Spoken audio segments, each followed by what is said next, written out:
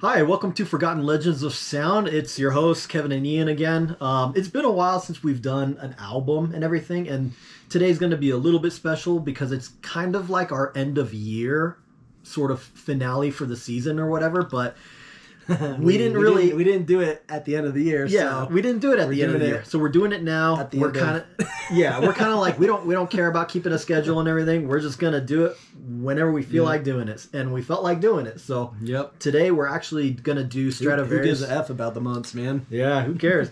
We're gonna do Stratovarius Elements Part 1 and Elements Part 2 today, and these are two albums that I think online maybe they get a bit of a bad rap and everything. Yeah. And so they're two albums that Ian and I have been discussing for a while that we wanted to go over and talk about and go through each song. And because it's like, dude, there's some genuinely awesome stuff in these two albums. Mm-hmm. And so we'll talk a little bit about like our history with the albums and everything when we got into it and everything. Yeah. But listen to them, rate songs, talk about them. Yeah, that'd be good. But I'll let you like how did you get into these albums and stuff before we kind of jump? So into my older brother Kevin, he my 2 minutes. I remember Kevin. It was at the Best Buy or something, and you picked up Stratovarius Elements Part 2, and then you also picked up. Nope, it was Barnes and Noble. Barnes and Noble. Okay, yeah. I know because you were actually there because the prices were ridiculous. This was like $20 or something. Yeah, but you picked up that, and you picked up another metal album. Was it Dream Theater or nope? It was Boston Corporate America. Corporate America. I picked up those two albums. Yep. Okay, maybe you need to tell that story.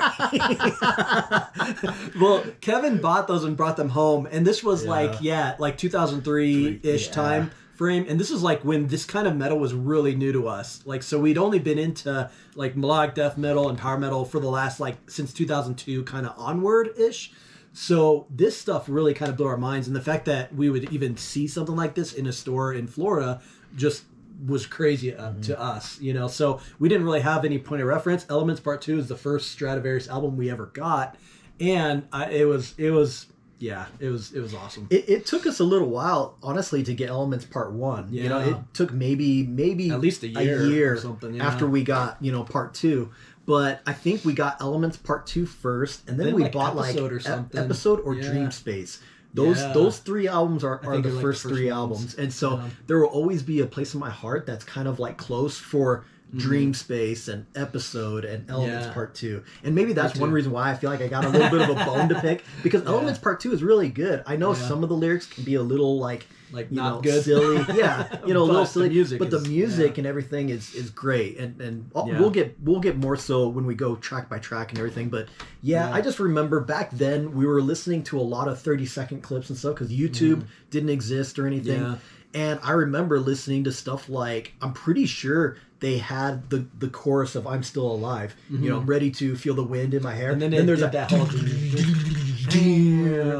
I'm still alive. And then it faded out. Yep. And then we faded out right there. And because we didn't know what the rest of the song sounded like. Yep. It just, it was just that quick little drum solo and then just fading out with "I'm Still Alive" and soloing. Yeah. And we were like, we were mesmerized. Crap, we were like, dude, this is insane. And so that's how we were with a lot of metal stuff, because we only heard 30-second clips on like Circuit City and stuff. Yep. And CD Universe, we just and this music wasn't super popular in America at all. So it was kind of like you couldn't just like buy these albums that easily. You know what I mean? So once we found something in like Sound Exchange or like, just if we found any kind of music like this, we would snatch it up as fast as possible. Yeah. So anyways, it was a great time. And Stratovarius is a band that we've definitely been into for a long time. And so hopefully you guys enjoy our sort of analysis as we go through these albums. But I did want to mention really quick something that is kind of cool. We did get these albums signed by the band like a week and a half ago when we were on the cruise, so that was really cool. It was cool to see them live and everything. But before we jump into it, guys, support the artist, buy the albums, go to the shows, all that good stuff, because it's like we're not doing this for any kind of money or anything. We're just doing this because it's fun to do it, and we like quote unquote promoting these albums that we think deserve much more love and appreciation. Yeah, exactly. So that I don't really have much more to say. I know more stories will come out as we go through the albums, but any last things before we jump into it? I don't really have anything else to say. I do enjoy the Elements. I think they're great. But it was awesome. Stradivarius, like you guys freaking killed it at 70K. Like that was some of the best shows of the entire cruise. It was awesome. So I'm kind of like, this is fitting to do this year end, for these albums because they're criminally underrated. There's a lot of great stuff on them, and it would be fun to kind of dig into them. I know there's a few of the longer songs that don't click as much for me, but right. I don't know. I'll save all my petty freaking remarks as we go. Cool. Right. You ready, bro? Yeah, let's do it, man. We're gonna start with Elements Part 1. We're gonna rate each song between a 1 and a 10, and you got the lyrics up, so we're good, man. Ready to rock and roll. Here is Eagle Heart. Yeah. It was cool seeing this song live. Right.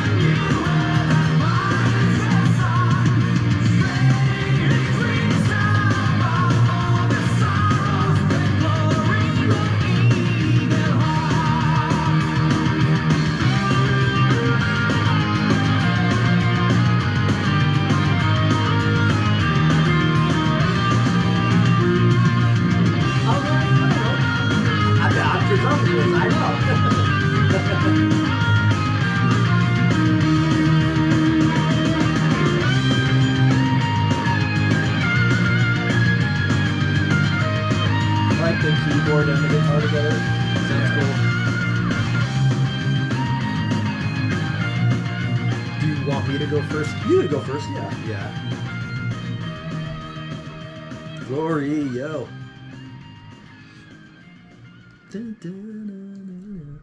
So I'll I'll be honest, I'm a little conflicted on this one. I'm thinking between a 9.5 and a 10.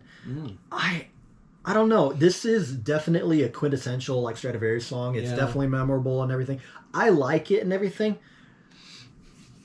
But is it a masterpiece? You know, I don't know. What do you think? I feel like it's them writing sort of Hunting High and Low again, sort of like very just like compact, catchy. Just it's like the ultimate introduction to the band. Like this is like one of the probably earliest songs you could share with somebody to be like, hey, here's some Stratovarius. I mean, I feel like I have to give a 10, but at the same time, I know that I'm not like feeling super like, oh man, like blown away. It just doesn't do as much for me as like something like Father Time would. Yeah, you know, that's like, true. You know, it's almost like a little bit more simpler. You know? Yeah, it's straightforward. It's kind of, at least they don't drag it out and everything. I kind of appreciate that and everything. Yeah, but I don't know. I'm not sure what I'd want more from this song. I'm not sure either. Because I like it the way it is. It feels like very easy listening for a Stradivarius song. Yeah. It's not as like complicated as their other stuff. Yeah. Just very simple, not as straightforward. Intense as like some of the speedier ones. And So, I think I'm giving it a 10 just because I think it's a classic. It's a great melody. It gets stuck in your head all the time. I don't think there's any way you could really improve it. I think I got a little fondness for it too. Even though I know I'm not like super, but when I was seeing this live, I think I was way more jacked, and I was just like, heck yeah, you know. I'll give it a 10 as well because it's like I don't want to change anything with this song. I do think it's a great song, but it'd be one of those where it's like a low 10. Yeah. Maybe some days it's more of a 9.5. Our bias is like helping it creep over the line. Yeah, exactly. So maybe it just needed a little help to get over the finish line, but. Yeah, not much more to say though with Eagle Heart. It's our damn video. But it's just, it is a song that I have shown people before just to kind of share what Stradivarius is like or whatever, you know. Yeah, me too. But you ready for track 2, Soul of a Vagabond? Yeah. Here we go.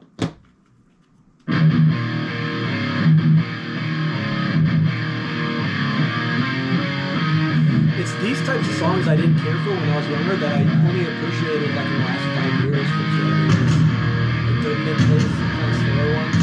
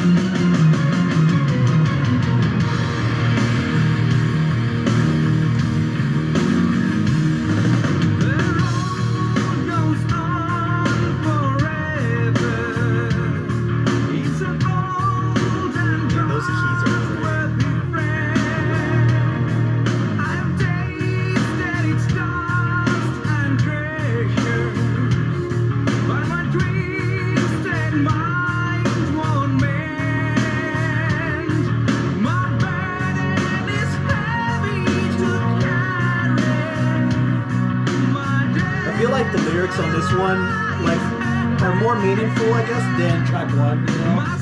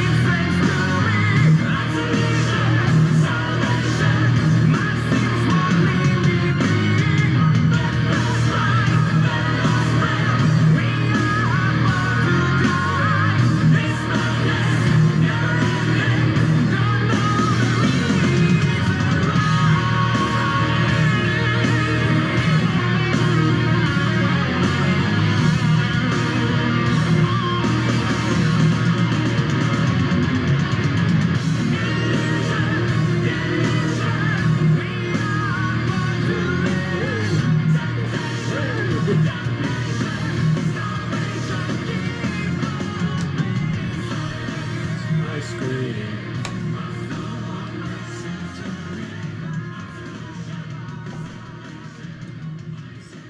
Leave me be the first cry. So that one was like pretty simple too, kind of easy to ease someone in instead of no. It's my turn, right? Yeah, it's your turn. So, in high school and many years ago, it always took me a long time to like.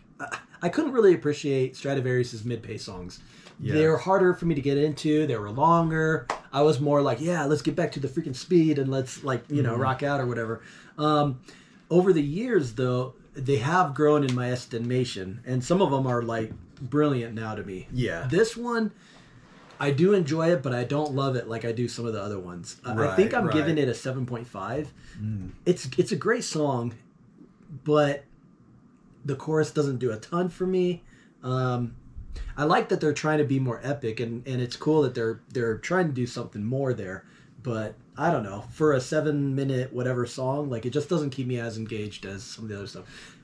You call me simple-minded, that's okay. The catchier kind of stuff is more my jam, I was really feeling this song this time around, but sometimes in the context of the album, I'm already thinking about Find Your Own Voice, and waiting like when we could go back. Because, back in high school, man, we were definitely more like speed freaks. Yeah. We were like, as long as it's fast and everything. And, Stratovarius, I'm with you, like a lot of their slower songs were always kind of like, oh man, why? Like, let's go back to, Speed of Light. Let's go back to, and it was just kind of like, as I've gotten older and everything, I've definitely appreciated their slower stuff a lot more. I'm thinking between an 8.5 and a 9 for me. I'm going to go ahead and give it an 8.5 for this song, because this song, I like what they're going for and everything, but I agree, like, the chorus doesn't do as much for me. Like, I like the talking part and the moodiness and the way that the keyboard guy is just setting the mood and the bass guy is just going. Like, it's just... It does have some good elements, too. Yeah, it's got I see what you did there. But, like, it's just... Oh, man. It's just... There's moments that I really like this song, and then there's moments where I'm a little bit just kind of like... A little bored, kind of. Yeah, just... Yeah, and I don't know how to improve it, though. Like, let me put it this way. I could totally understand if this song was like a total banger for someone. Yeah. If it was just like, dude, Soul of Vagabond, I would totally get it, Yeah. But it's never been my favorite. Yeah. But I feel like I appreciate it more now than I did when I was younger. Yeah. Yeah, I think I agree with that. Yeah. I'm sorry. A little sleepy, huh? It's been a long week. Long week, yeah. You ready to find your own voice? Yeah, let's do it. I am ready to rock out. Yeah, I love this song. This song is so sick. Amadeus kind of type of epicness here.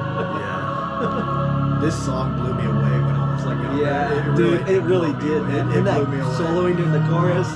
Oh man, it's so good. That's so good. I just, having Jens just freaking go wild is just so great. I know. It is. It's pretty awesome. Straight up. Yeah. Oh, dude, and the bass, Gary. Yeah.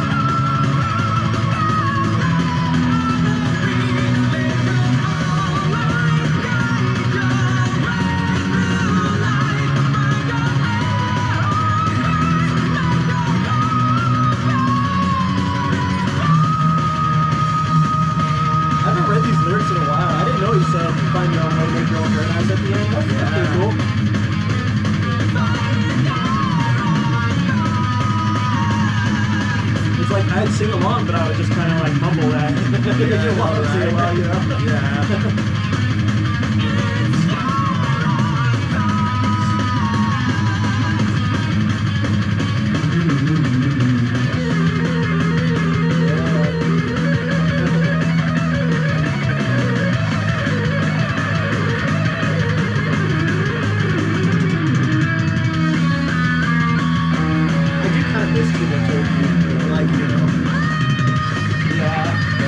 He was a great guitarist, yeah.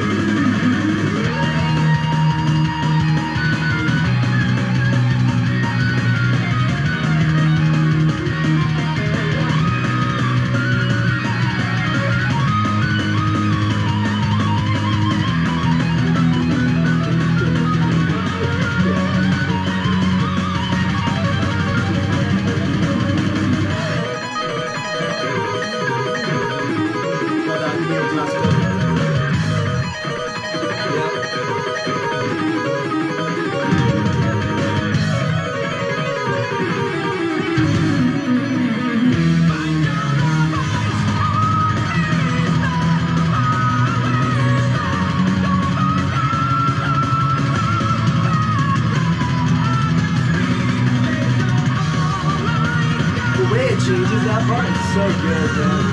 This is like an easy 10. This is an easy 10. It's an easy 10, man. Oh, so good.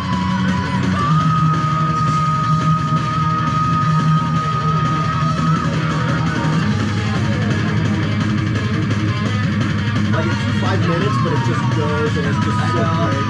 Yeah.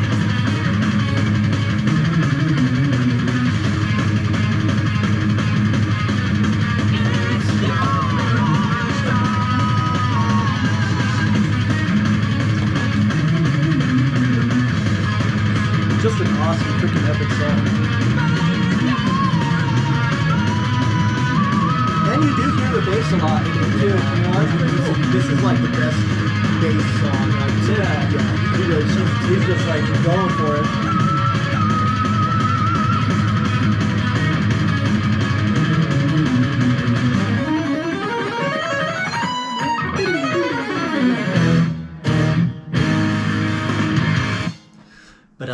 Woo.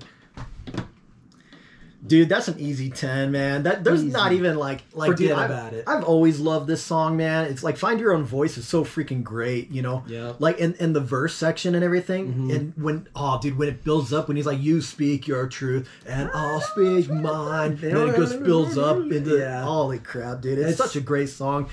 Dude, Jari Kainulainen, the bass guy, really freaking goes for it and everything. Jens is just freaking soloing through the chorus. It's so freaking cool, man. Everything is awesome in it. Yeah, that's an easy 10. Easy. Yeah. It's a 10 for me, too. What can I say? I'm a sucker for that kind of stuff. Yeah. Ever since I first heard thrash metal at a younger age, I loved the speedy, soloing kind of metal stuff. Like, that was just, you know, and this has that in spades. Great vocals, awesome, just an awesome song. Yeah. Yeah. I like the whole, you know, finding your own path and everything and not following what someone's preaching to you or whatever. And it's like, dude, like search your heart and find what works. And, you know, it's just... Search your soul. Yeah, kind of an individualistic pursuit kind of song. And I always appreciate stuff like that, you know. So. Yeah. Pretty cool. Yeah, dope, man. You ready for Fantasia? Not really. I struggle with this one, but it does have some great moments. I will say that it does have great moments. But I struggle with this one too. Yeah, let's do it though. Let's do it. Let's rip it apart out later. We'll do it live. It's just coming right after Find Your Own Voice too. Yeah. It's a little, you know. Yeah, it's a little step down. It's got some good things. Yeah. Very like Tchaikovsky or something. I don't know. I do like this whole build up though. You know, it's like you know, there's some cool moments. Good things. Yeah. That middle bit though, when they get all quiet, is just like it's a little more boring than you do.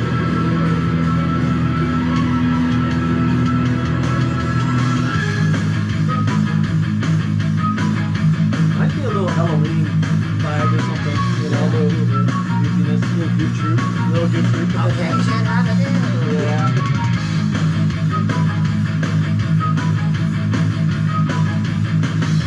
Or Future World or something. Steam or you know, I don't know. A little chugging.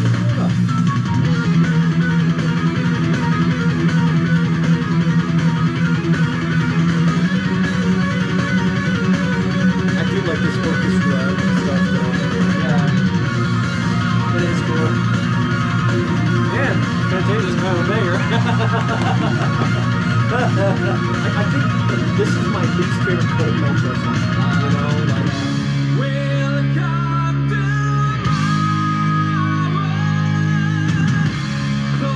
it feels like a last track. It does, yeah.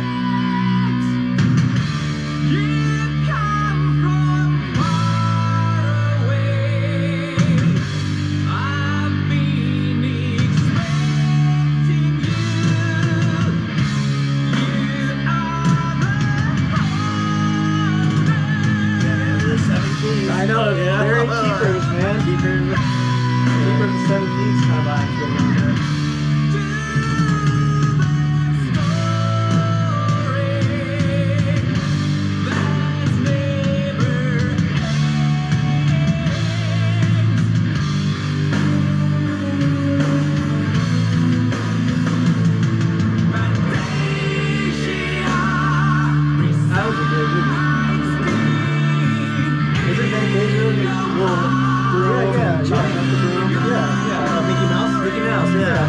the dinosaurs. And the alligator dancing with the hippo. Yeah. You know, like That was a great movie, man. Yeah.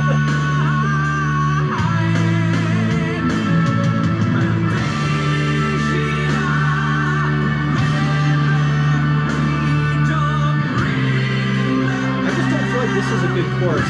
This to me is an outro section when the song is ending. Yeah. You know? This doesn't feel like a chorus. It's more of an outro part when you've already done it. Run the chorus like 3 times. Yeah, like this is supposed to be an awesome outro where you've already been impressed with everything that's happened. You jumped into the chorus way too early. We'll talk about it. No, I agree with you. Yeah. I agree with you.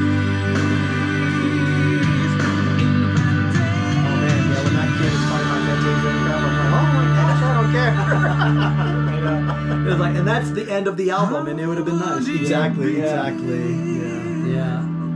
A world without hate. Straight up like John Lennon, Imagine Without heaven, without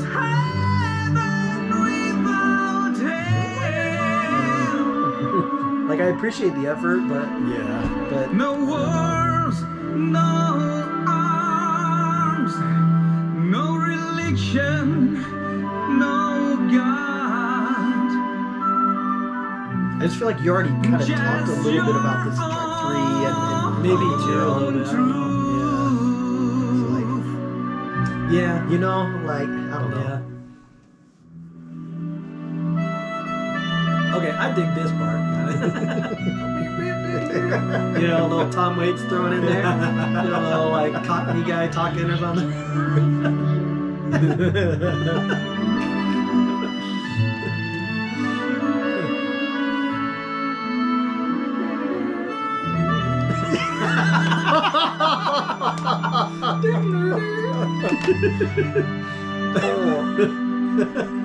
It just, I feel like it kind of loses it, dude. Like I feel like they kind of just they detour. Gotta see the seaside kind of vibe, you know? I do like when it comes. Yeah, I like this.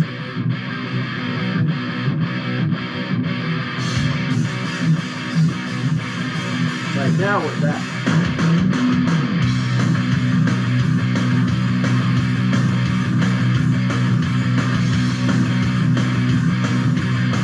I like all these parts and stuff.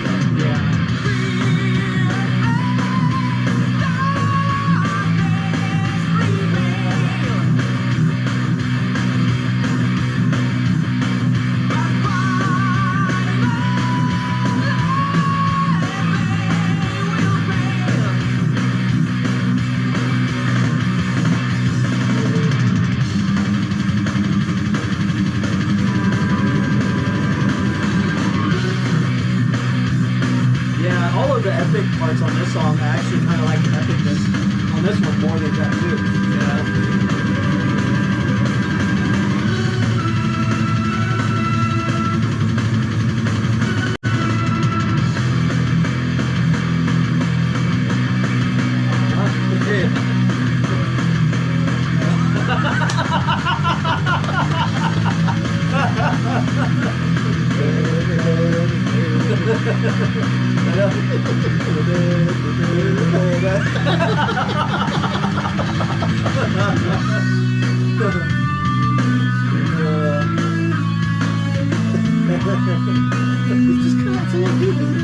It changes up a ton.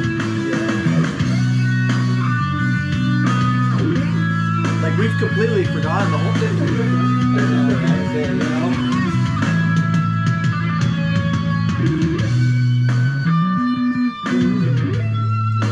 Bass action going.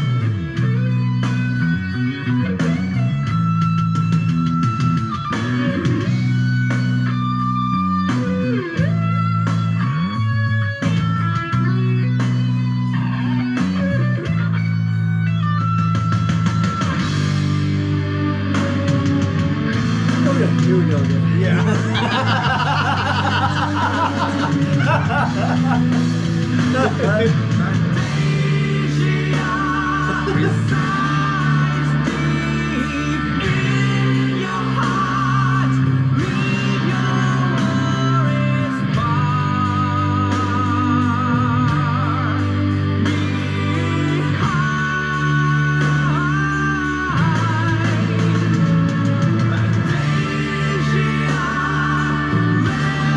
we've got like 3 minutes of this.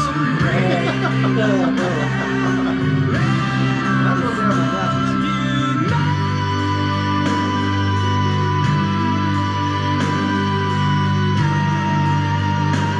I do feel like there is a concerted effort in this song, but I just feel like it just didn't, you know.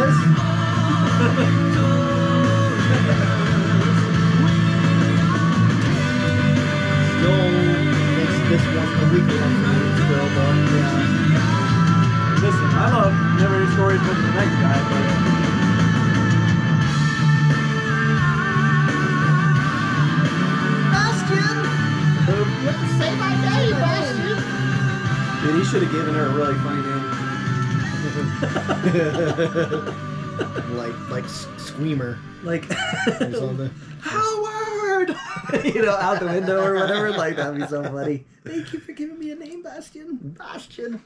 It's like he calls him freaking. What was that joke where it's like his name's Oscar? Yeah. That was funny. He just yells Oscar out the window. Oh, this is you. You get to my turn, huh? Yeah. Yeah, Fantasia, it starts off pretty good. I like some of the epic stuff, but I do feel like the chorus drags on a bit, and that middle bit just kind of loses me. I've never been a huge fan of this song. It's a little step down, I think. Like, there are some cool parts. I think it's a step down from track 2 for me. I think so, too. It's like a 6.5. Like, I still think it's good, and I think it does have some merit to it, but I think it's a little bit, like, directionless, and I also think that's a little bit too big. Like, they were reaching too high, and it just didn't quite work, you know? During the song, I was explaining to Ian, one of the issues that I have with this chorus and everything is I feel like the chorus is sort of something that you should have done as a sort of triumphant ending to the song, not as a chorus. I would have been happy if there's some other chorus and then they just outroed with that whole Fantasia, you know, instead of having that be the chorus itself. Yeah. I just feel like the chorus is it's very slow, and I wanted it as sort of a final point. Yeah. It's a great triumphant ending chorus. Yeah, like, exactly. That's a great punch, but when you're hearing that chorus like 3 or 4 whatever times, throughout it the loses song. its kind of impact. Exactly. You know? When they first go into the chorus, I feel like there hasn't been enough music and everything before it to warrant this grand ending. Exactly. Yeah. No, I agree, man. I don't like where the song goes and what it does. I just don't like the way this song is structured. You know, I'm gonna give it a 6. This song, like, there's parts and stuff that I like. It's just a little bit above average for me because some of the negatives really bother me with this song. Yeah. But I still enjoy it. I'll listen to it in the context of the album. Yeah. But it's almost 10 minutes, and I just feel a little bit like frustrated with this song. No, you know? I agree. Ready for Learning to Fly? Yep. Another easy 10 for me. Easy 10, you know, man. like, This song's so sick. Yeah, dude. Dude, just starting off a song like this, you've already won me over, you know? You've already won me over. Yeah, jeez Louise.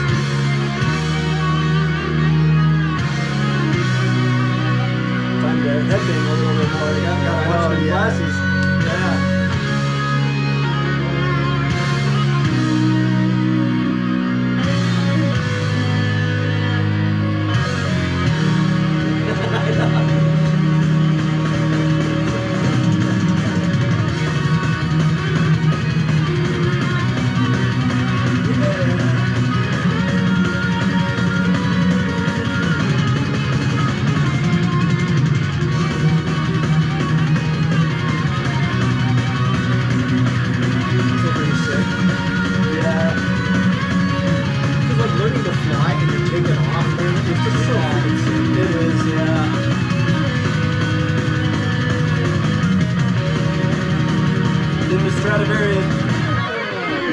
those kinds of transitions.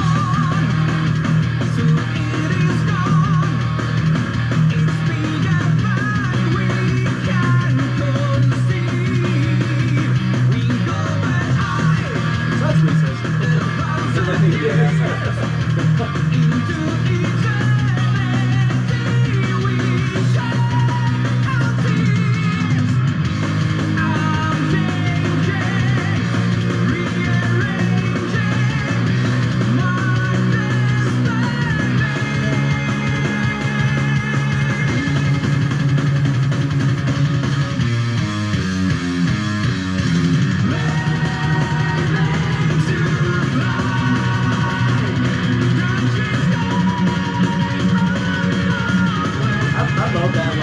That's so cool. Yeah, chills. Woo, give me some chills. Woo. I know, it's so great, dude.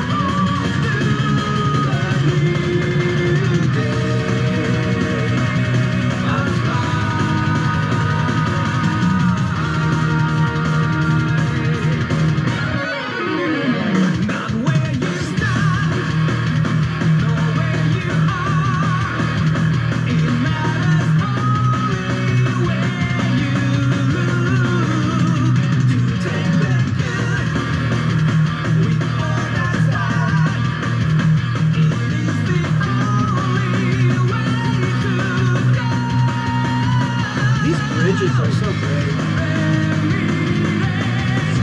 Like this one and yeah, exactly. This one and Find Your Own Voice have such amazing bridges for the chorus. They're so freaking good.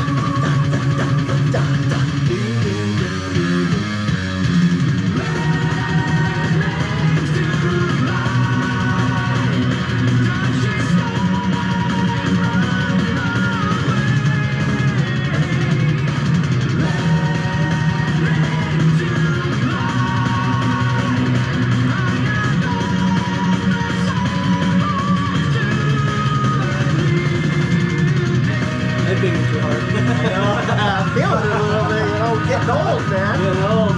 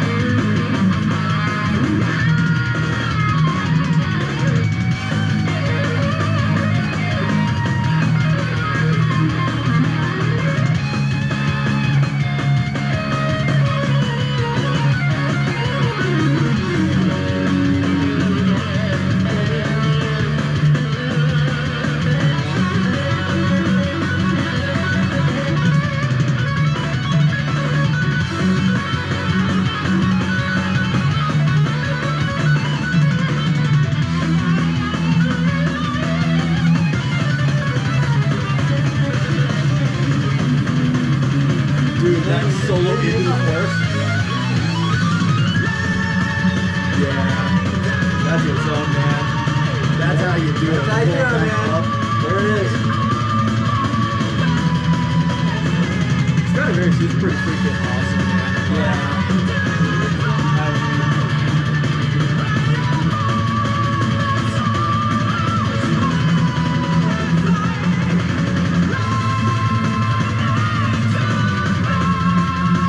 This song just, you can't not put the music in it. This is just so good.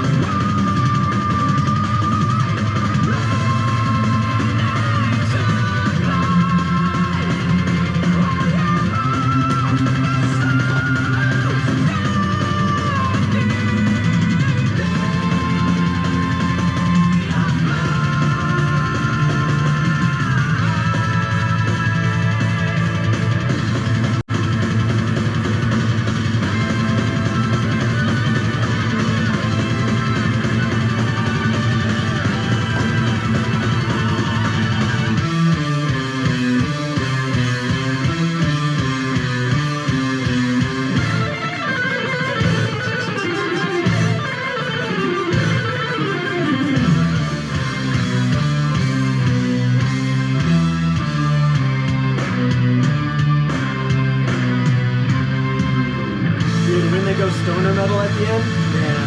So get that stoner metal going. All right, I guess this is you, bro. All right, man. I'm gonna give that a 10, man. I've always loved Learning to Fly. Yeah. This song, back when I was like a teenager and stuff, this was my favorite on the album, and I kind of feel like it still is. Yeah. To be honest, like I love Learning to Fly. The way that it starts out and everything, just doing that keyboard like intro for the chorus and stuff. It's just so great. And then we start picking it up and everything going into it. It just, man, and I love those lyrics, man. Those lyrics were freaking solid, man. It just, I love that line, the learning to fly, touching sky on my way. Like, I don't know, it's just really cool. So great, man. And as you were saying, like during the song and everything, dude, the bridges and everything into the chorus and everything are always so freaking great. Like, I love when he's just like, you know, the minutes, the hours, the years fly by or whatever. The minutes, the hours, the years run fast. Yeah, and then back into Learning to Fly. Like, what a freaking awesome song, man. It's like that's a 10 for me, man. Freaking dope, man.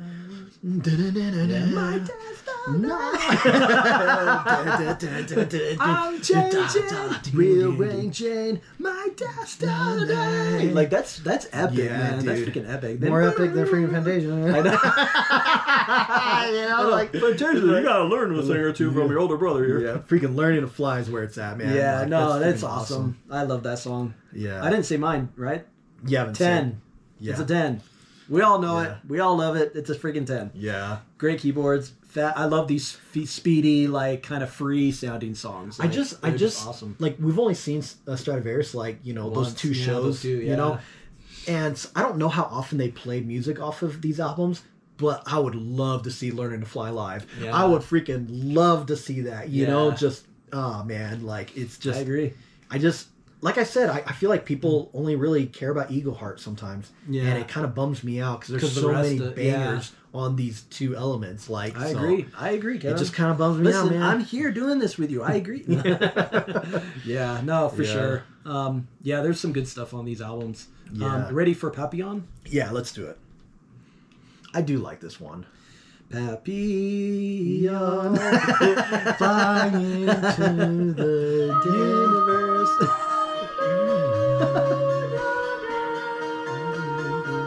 See, this you're reminds definitely me of, like, more of a Papillon fan than I am. This reminds me of like Before the Winter and stuff like that. You know, it does have like, that vibe to it. Yeah, just the feel of like the keyboard. Reminds me of like Destiny too with the kids. Yeah, like SOS and stuff. Yeah.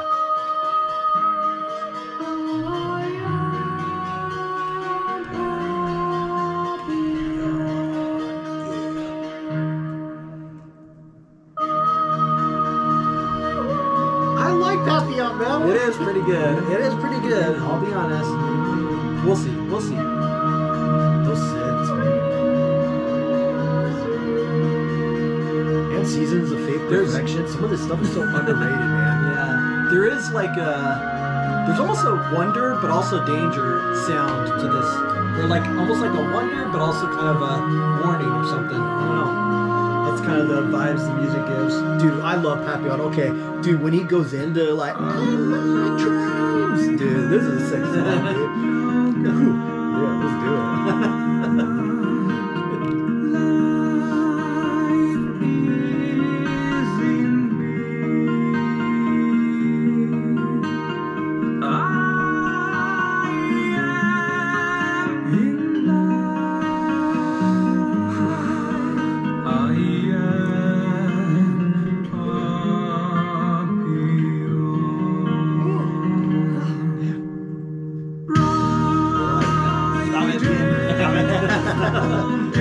Yeah, man, you tend to get more worn out quicker than I do.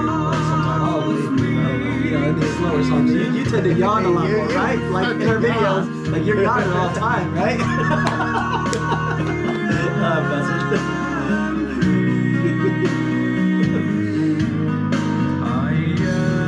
Gotta get that Jake sway going.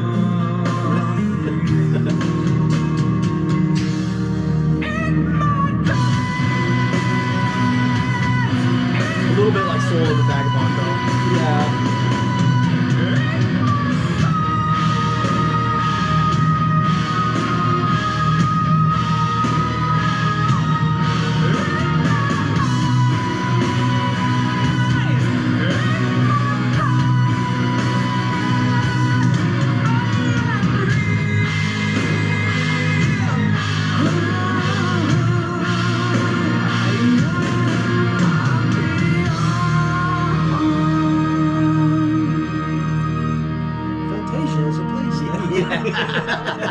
Shot it.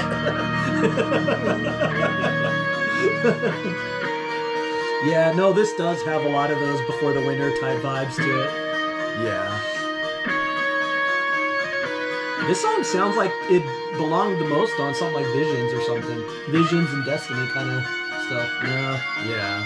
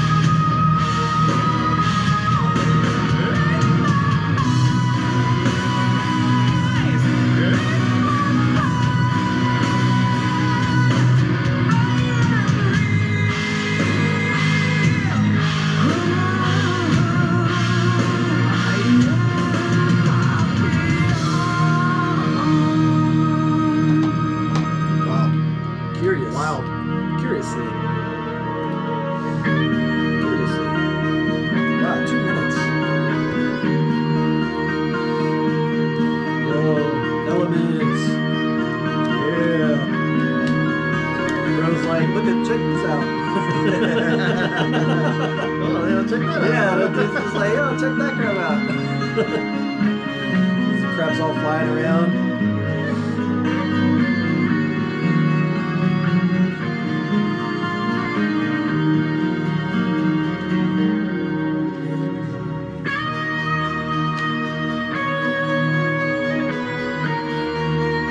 Welcome to Elements Part 2. Please make your selection. Follow my blue path. Now. They straight up were just like, nah, we ain't putting all that face crap on again. They're like, F that. The makeup artist is like, I've got great ideas for Elements Part 2.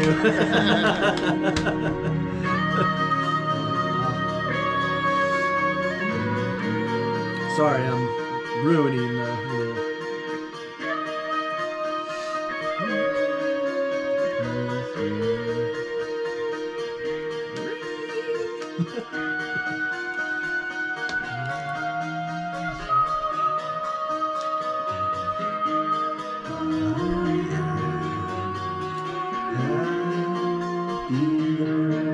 Yes, you are. Yo, that fool says he's Papillon. Yo, I'm Papillon. Yeah, but that does sound like the name of a poodle or something. It does. You know, like poodle-ish. You know, he's sure. like, hello, my Papillon. You know, my Papillon. He's a very fluffy Papillon. My fluffy Papillon. It's probably based on something. I just don't know what the source material is, to be honest. Yeah. You know, I don't know. I don't really know either. But this is you, so you get to go My first. turn, huh? Yeah. I do like Papillon, but kind of like Soul of a Vagabond, it kind of loses me a bit. It's too slow. It does last 7 too minutes. Yeah, I'd say it's kind of on par with Soul of a Vagabond, like 7.5. It's a great song. It's definitely better than Fantasia, but I don't know. Just the slower ones don't hit me as hard, you know? Yeah. I'm going to give it an 8.5. Honestly, I like it about the same as Soul of a Vagabond, to be honest. Yeah. Like, I I like Papillon. I like the vibe and everything, but I do feel like it does drag a little bit. And some of the chorus and stuff does remind me of Soul of Vagabond. And I don't know. It's great, but yeah, it doesn't keep you engaged for its entire length. Yeah. That's probably the problem with some of the slower ones. Like something like Falling into Infinity or whatever. Or I mean Falling into Fantasy. Oh yeah, yeah. Not Dream Theater. Falling into Fantasy is only 5 minutes, but it keeps you engaged throughout the entire thing. That. And it's mid-paced. Yeah. It's just an awesome song. And some of these songs I sure like Falling into Infinity. I know. I know. And some of these songs, they just kind of overstay their welcome, except for Alpha and Omega. But the rest of them, when we get to Alpha and Omega, I got words to say on Alpha and Omega. Yeah, but a lot of these ones definitely overstay their welcome for me. Yeah, yeah. But with that being said, I still think this is still underrated. Like I agree, think man. people, I understand the slime that they throw at the self-titled album. Like I get that. You know? Yeah. But this, I'm kind of like, this is pretty freaking good. Great. Yeah, I agree. What can you do? Ready for the instrumental, Stratofortress? Yep, let's do it, man. Yeah, there was a time when a lot of bands Here's did Chad stuff Smokes like this. break. Yeah.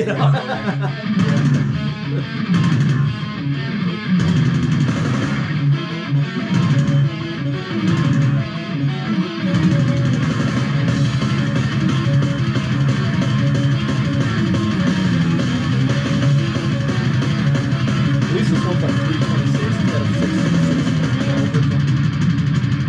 Yeah.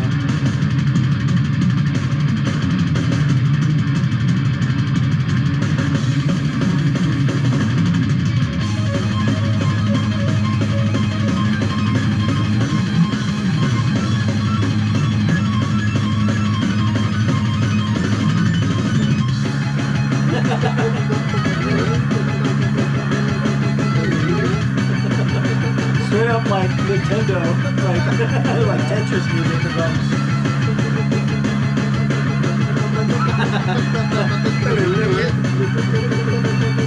Oh man, when it starts riding though, 1, 2, 3, 4. It's straight up like Paganini crap and all that classical crap, you know?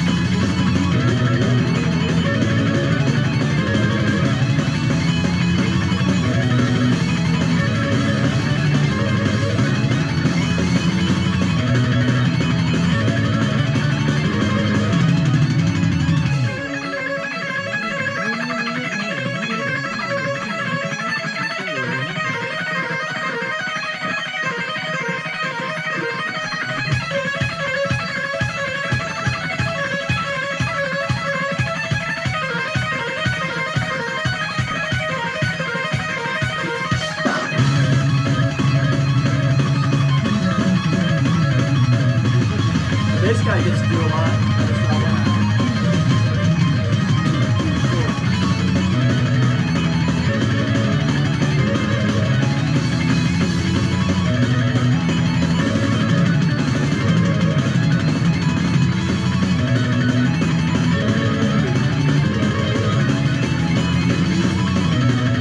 That's not like a Mario 3 like water.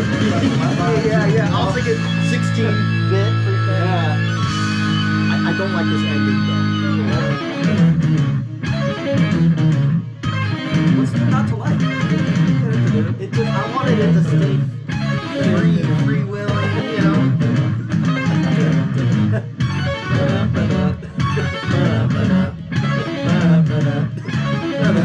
Straight up Muppet song.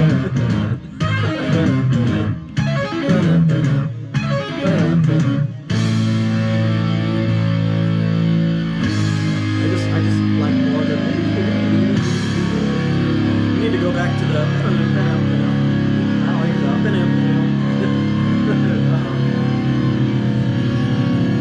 Yeah, it's whatevs. I don't love it. I don't hate it. I like whatevs.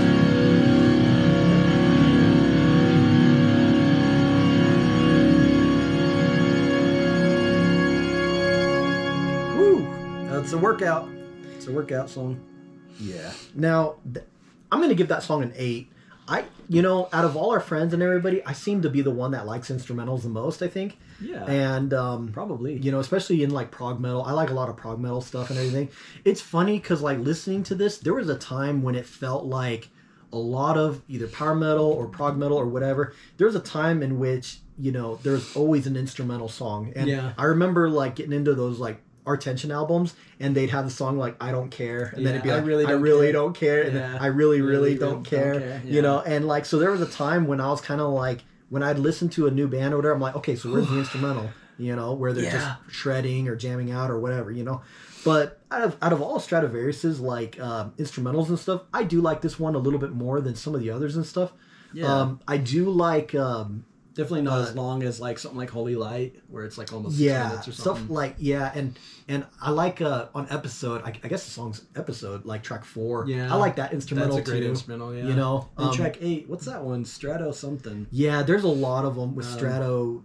Can't remember. I don't remember, but anyways, that one's pretty good. Strato Defense, you know. Strato building. Aren't they all Strato, like, you know, like Strato Wall, because like Fortress. So I'm gonna I get the joke. I was trying to help out the viewers who couldn't put 2 and 2 together. For anyone that doesn't know our damn jokes, if you're too stupid out there, it's called Strato Fortress. Don't worry. He's trying to help you out. You know, he's trying to help me out so that you could also laugh. Don't you want to laugh at the joke too? Oh man, that's good. Man. Yeah, that's so funny. I give it an 8. What do you give? I give it an 8 too. Yeah. That surprises me because you don't normally like instrumentals. No, this song is always a breath of fresh air for me on the album, because the rest, some of those others are like really slow, and I'm like, oh great, a short song, fast, melodic, cool. I see, yeah. Because I know the Elements is coming up, and I know I'm gonna be struggling a little bit, you know. Oh, that was funny. Yeah. It was, wasn't it? I had a laugh. You had a laugh. It was very enjoyable. It was entertaining for everybody. Yeah, it was entertaining. I'm sure it was. I'm sure. Cool. Are you ready for Elements? Yeah, let's do it, man. Here is Elements. There's a lot of long epics on this one versus Elements the second Part 2. One. Yeah, this one's the epic album. 2 is a little more grounded. Yeah. No, I like these random. Look, you don't know beans. I don't know beans, yo. The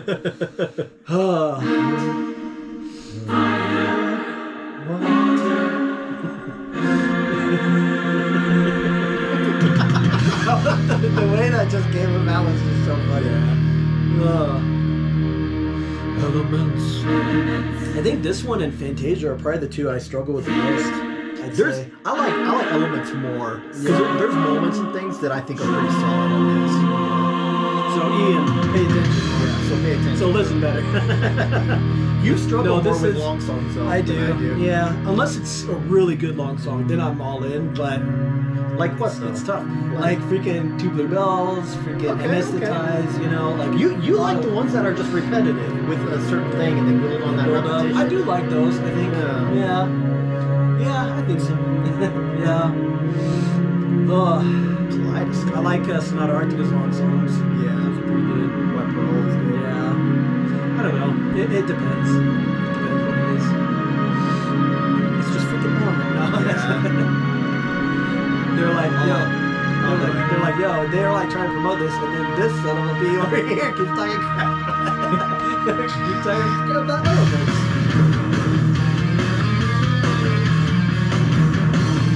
There's like a little more proggy.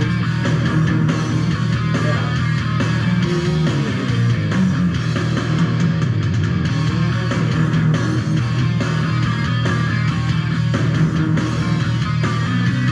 I understand why, like back in the day, you know, power metal and prog metal was so conflated on why like websites were, and like, you know.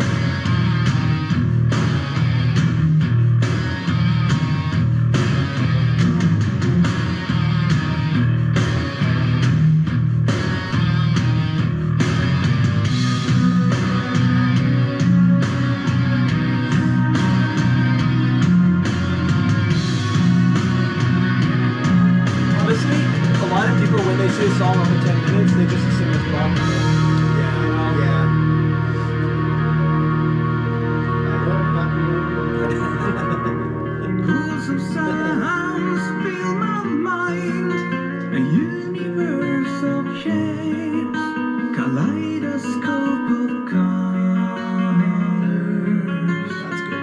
Stone gardens blossom in their solitude. Spiral architect. Spiral Architect. Shout out. Spiral Architect. Norway 2000 Spiral Architect. Skeptics Universe.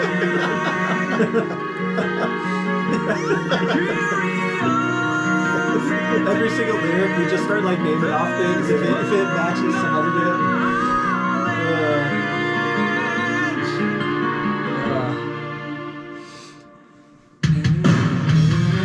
I don't like that transition though. It's a little abrupt. Yeah, and it's a little bit like, yeah, I don't know. Anticlimactic? Yeah, anticlimactic, I guess, like not knowing where to go. So you just go back and forth. Aimless. Yeah, a little aimless. Something like that. I got lots of adjectives this year.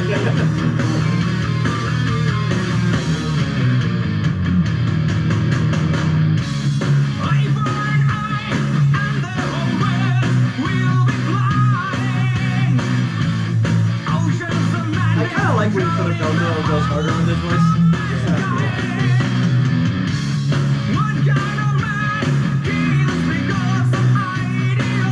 At least I'm glad they're talking about stuff instead of the whole, you know, Like Utopia lyrics. well, just talking about the world or whatever, you know, instead of just today's kind of metal thinking. Oh, I see. Yeah, Let's get more meaningful instead of Yeah, even if it's a little preachy, at least it's not At freaking. least it's not freaking. Let's dig a hole. Yeah.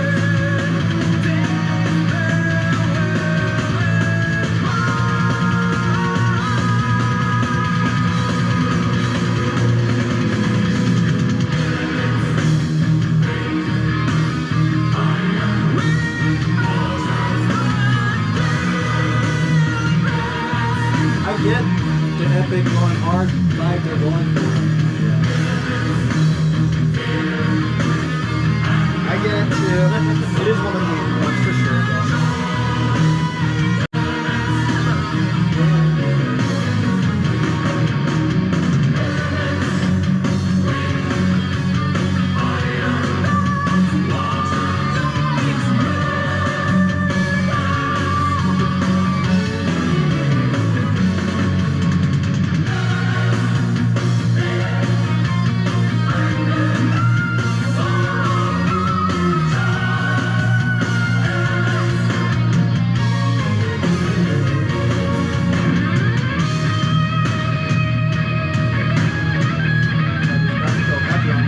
Yeah, I was all vagabond.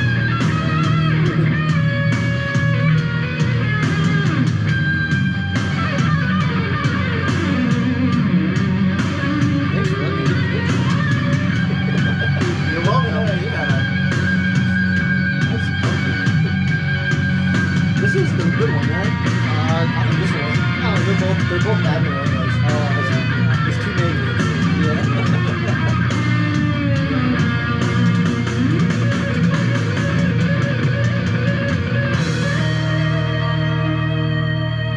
Well, it was nice giving me the higher chair. I do like this section though. Yeah, you're welcome, Ian. It's a chair. You're welcome. It's a chair. It's taller. It's higher. It might be a little more bit better cushioned. than this one, but they're both chairs. They're both there. You know? Listen to the song. Listen to the song, damn it. We're gonna talk about the chair. They forgot the legends. man. Forgetting legends of Chairs. furniture. Oh man. This is like my favorite part. And you're punching it all up. No, it is pretty nice. It is pretty good. Oh man, that is pretty good.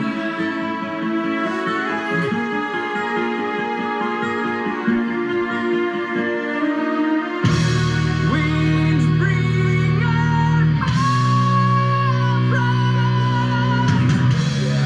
We've heard this melody somewhere.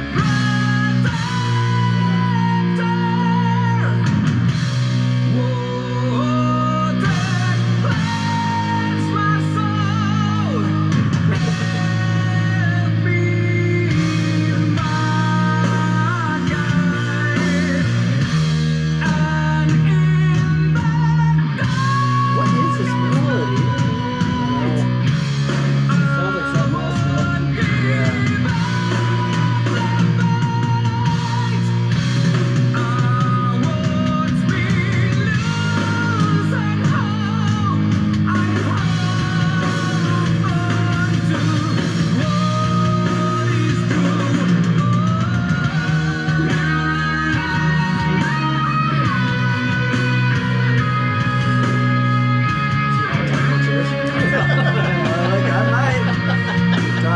some. No, the song is just long. Yeah, it's actually worse than I remember. It is. Like I thought there was like this one moment that I was just like, oh, for goodness sake. But I think it already.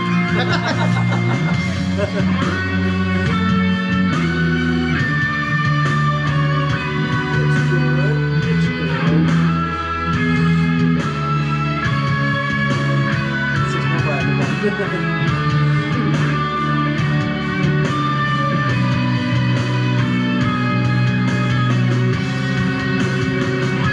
Drop in the ocean didn't need to be 7 minutes. We know that. We know that, right? Like the last couple minutes is like fades out forever. This is a pretty good little song in this section.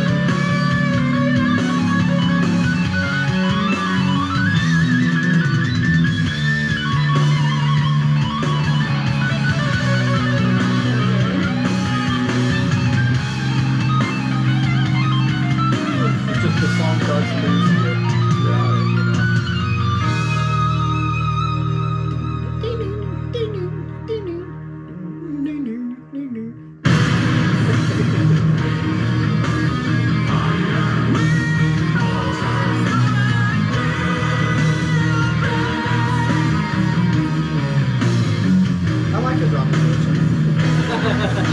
Listen, nobody likes a drop in the ocean more than me.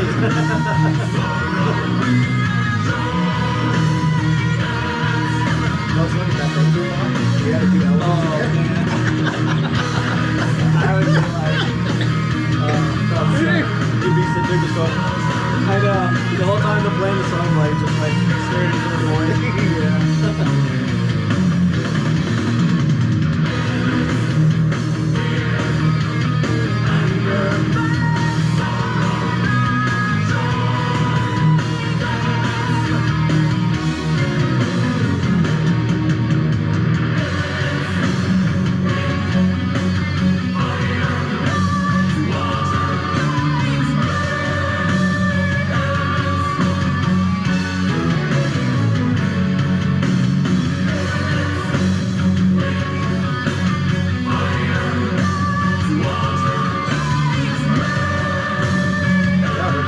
Fantasia is loosely based on the movie Neverending Story.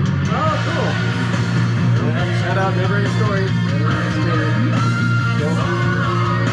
That's a very cool movie. Yeah.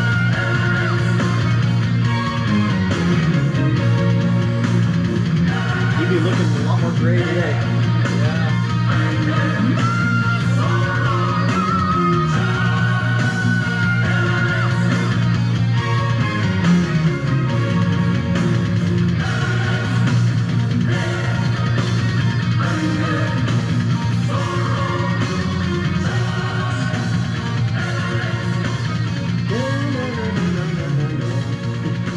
I'm sorry, God. No, it's all good. I man. can't help it. It's all It's good. so long. Yeah. I understand. I totally get it, man. I Yeah. get it. You get to go Cool. first. This one, I think I might like less than Fantasia, to be honest. Yeah, I understand. I get it. I understand. There's a few moments I dig, but not that much. I give it a 5.5. It's kind of average. The chorus doesn't... The problem with the song, I think, is they wrote the lyrics first, and then they're trying to make the melody match.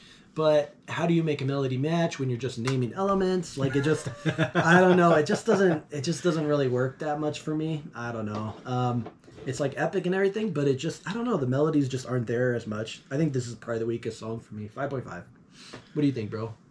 Dang, It's yeah. kind of average. Man. I think you're right. At least Fantasia did have some cool little like. I'm gonna give it a epic 5. Yeah, I think you're right, man. I'm sorry, Ian. I'm sorry I doubted you. I'm sorry. I think you're right. Like Yeah. I have issues with elements, and I remember it being like pretty good and stuff, but even the talking part wasn't as like captivating as it just. Yeah, this is. And then I this- talked through the cool Then little you like talk soft to the part. cool. No, but it's.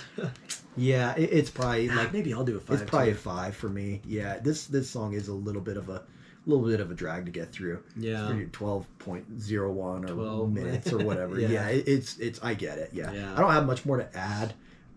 But I am left feeling like my time was taken a little bit. Just feeling like it was taken a little bit. And maybe online, the people who complain about these albums, maybe it's just they're just complaining about the Element song.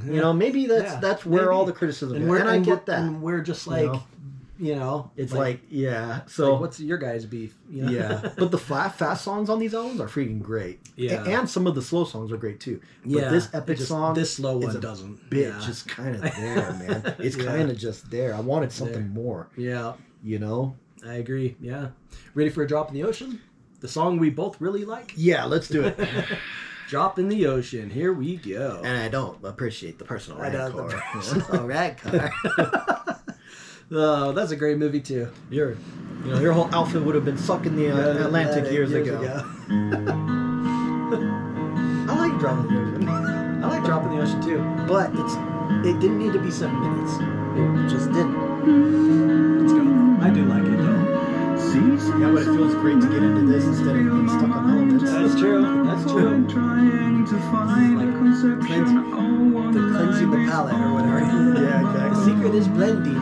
Seconds pass me by, I greet the minutes as the hours roll them over, and the years will drown the days and months. We are one. I like their mysterious kind of vibe that they're going for. They kind of did that a lot. I dig that. That's cool. Like an echo of unseen fantasies that you'll never be able. This one has a good bridge too.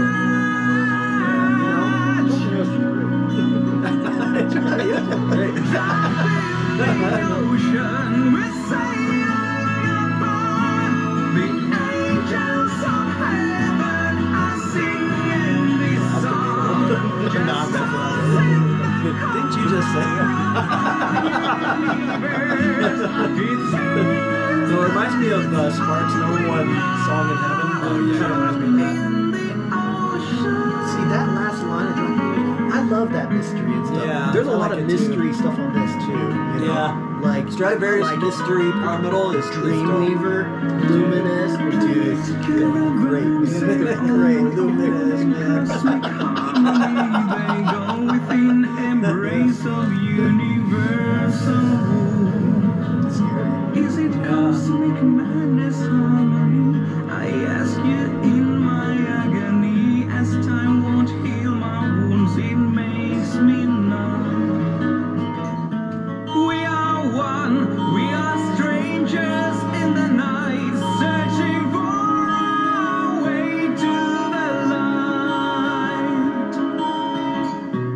Like an echo of unseen fantasies that you'll never be able to catch. I'm glad we're doing these though. They should have just jumped in right there instead of this pause.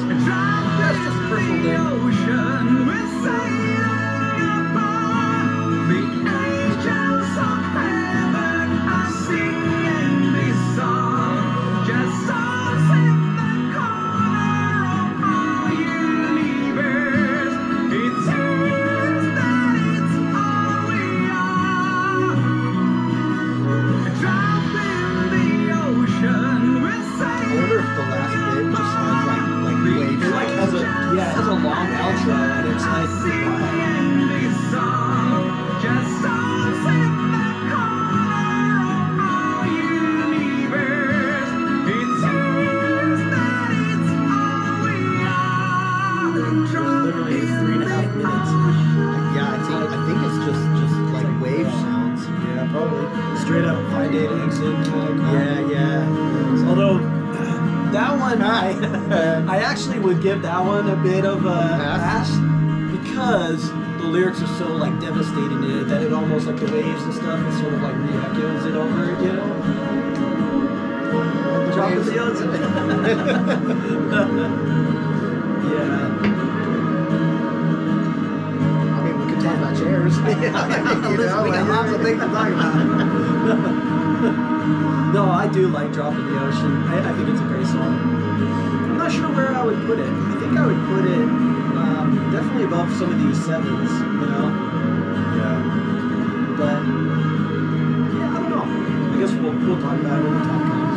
I have this one open for the bonus track, you know, and then I've got this one's got that bonus track too. Yeah. Like I was trying to find one that had both on it, but that's all it is. So we got Into Deep Blue. Drop in the ocean, the angels. No, I dig that chorus, and I like the bridge to it. The bridge. Heck, we might as well just start giving our scores now while it fades out with this. There's 2 minutes left, man. Little like seagull sounds. Seagulls. I got some birds. Yeah. Ahoy. Some birds. Why were you hanging with Bob Wiley? Bob is a tender, sensitive young man. Bob Wiley is Bob Wiley is a son of a bitch. He's still in my family. Bob Wiley listens to people. Your father listens to people, except whenever Bob Wiley is freaking following him to it. Anna. Where are you? Where are you?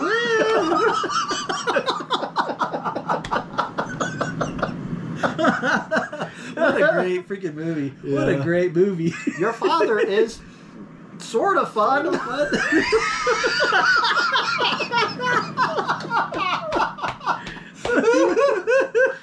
Yeah, dude. Richard Dreyfuss, man. Sort of fun. Oh man, that's such an awesome movie. For those who don't know, that movie's What About Bob, and you should watch it. Well, what kind of dad carries around a bunch of little sock puppets around in his back pocket and starts talking to his children with? I know. What? No, some psycho, so freaking Freudian freaking talk to your kids?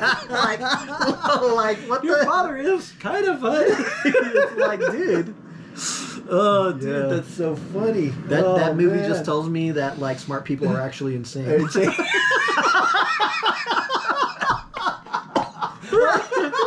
you learn that? Oh, from a movie. Oh, jeez, that's so funny. Oh my gosh. Okay, we got 10 seconds left to fade it out. Jeez, that movie's so funny. Yeah. Oh, okay. So this is me. Yours? Yeah, I'm gonna give this one an 8. I like this song. The outro's a little long, but honestly, sometimes I just kind of end the album, before it, listening to the waves. Oh my goodness. The cawing of the birds. Yeah. But it's not the strongest song, but it's not the weakest. It's kind of like in the middle for me. It's nice, simple, straightforward. It's a nice little ballad. Yeah, I love Sonata. Where the hell are we? Let's get ourselves together. I love Stratovarius' ballads. Forever, freaking 4,000 Rainy Nights. Yeah. Like, they have so many great ballads, Forever's great. Coming Home, and this is another one. I really dig their ballads, but it does drag on a bit in the end. The outro is way too long. Right. But I give it an 8. I think it's good. One thing I noticed about our scores, bro, is this might be the most similar scoring from you and me, because other albums that we've done, you and I will disagree on stuff, Yeah. And this one is we're very kind of close. in sync. Like, we both love the same stuff, and then we both just don't care that much for Elements. We got a lot in common there. Kind of cool. Sure. We are doing the 2 bonus tracks, and so I'm actually not as familiar with these bonus tracks. Yeah. I've maybe listened to them maybe once or something. Yeah. So it'll be interesting to see. I'm kind of going into these ones without much prep or anything. So yeah, I've only heard them a few times. Runaway, I've heard a bunch because I love that song. But the other two, I'm kind of, it's more of a, as it's playing, I'm like, oh yeah, that song kind of vibe, But you ready for Into Deep Blue? Yep, let's do it, man. Here we go, Into Deep Blue. Oh man, that was so funny. Anna, your father. Where are you? Where are you? That was so funny, dude. That movie is funny. Oh, one of these. This is straight up Dream Space vibes. I know, for real. Feel a little Dream Spacey. Yeah. I do miss Timo Tolkki though. I think he was. The new guitarist is really sick. Yeah, I like the new. I like them both for different reasons. They both have really cool things. Yeah. I just feel like Timo Tolkki brought out a different side to Stratovarius. Sometimes I just want to lie in your lap and dive into deep blue. Me too, son.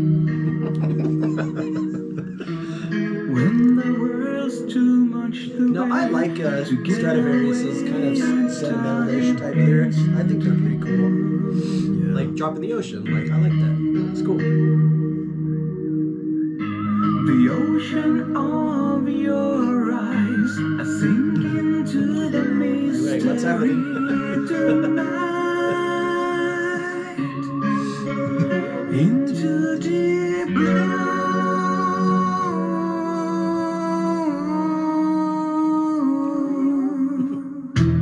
When reality hits hard, I had a place to go. Into deep blue. The bass. Yeah.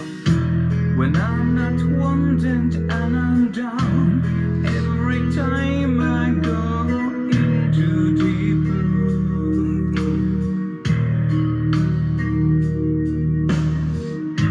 The river on my tears, all my nightmares, my deepest fears. Into deep blue. This feels a little bit like a 60s song to me. 60s, 70s, like psychedelic type. If I can kind of hear that. maybe it's just kind of weird like that.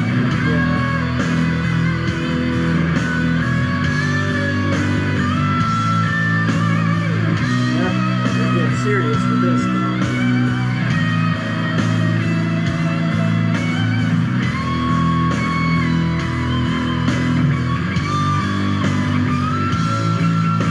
The sun is shining a piece of mine. Sounds like Guns N' Roses. Yeah, or Arion. Yeah. Yeah.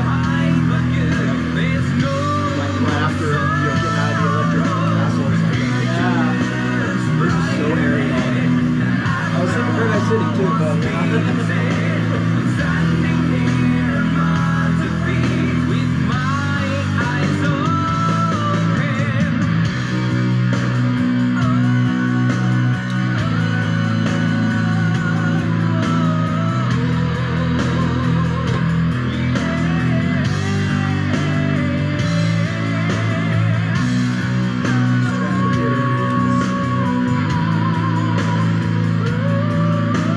everyone's like, hey, you want to see something cool? Well, Right here.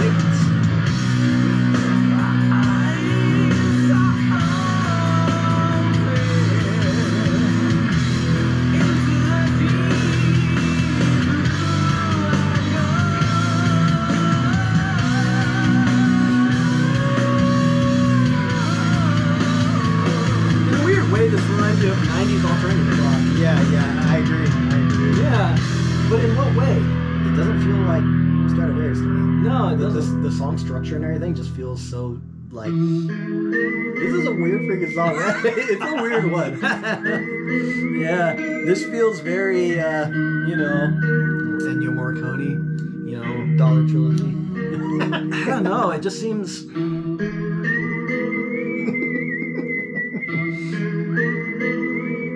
I don't know. It's definitely different. It reminds me of 60s, 70s psychedelic stuff. It really does. It's just that the instruments need to be more stripped and more acoustic stuff. Yeah. And some guy into You got a straight up Arion song. Yeah. Just get the Arcturus guitarist guy and start going like the Yeah. into deep blue. Yeah. And it just it just feels very Yeah. psychedelic, whatever, to me. Yeah. One problem is it is a little bit too long though. Yeah. It is. Yeah. But I don't know. I kind of like it. It's got a little charm to it. Is it my turn? I think it's my turn to do this one. Yeah. Come the aliens. Alien track. Yeah. It's definitely different. I can see why it's a bonus song. Yeah. Really for the diehards. But it's kind of cool. I liked. Hurry up and finish so I can talk. I'm trying to talk here. The song's still going. No. Yeah, I think I give it a 6. I I liked it when as soon as the bass and the drums started coming in, I did feel like it had a little bit more power to it, and I liked when they were kind of rocking out and going to like the whole, you know, like Kevin said, it was like Arion, and I could definitely kind of hear that, you know. Yeah. I don't know, it's cool, but it's kind of more of a curiosity than, you know. Yeah. So I give it a 6. What do you think, bro? What a weird song. But it is a little long. I'm going to give it a 4.5. Yeah, I think it's a little bit below average. It's just, it feels like more so just ideas. Yeah. You know what I mean? It doesn't feel like a fully song. fleshed out. It doesn't feel fully fleshed out to me. You know, maybe I should give it a 5.5. It just feels a little strange, and I don't know. I don't know why they wanted to write this song. You know, I don't know why they're like into the deep blue. Deep blue, yo. I don't know. I could understand if they were like just goofing around, maybe. I don't know. Just kind of there for me. Yeah. Yeah. It feels more like a B-side kind of type of song. B-side or like from the demo tapes and from the, you know, stuff like that. Like, Ready for a banger, though? Yeah, let's do it. Here we go. Last song from Elements 1. Here is Runaway. Do it to the Oz. Will be my undertone. It's like under 5 minutes. Great, yeah. I know, Great. for real.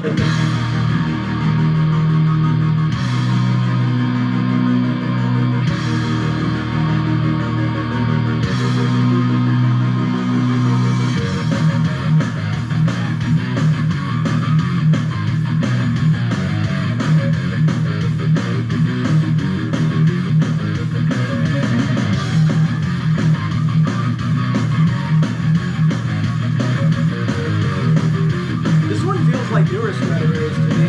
Yeah. You know? But feels a little bit like electronic. Yeah.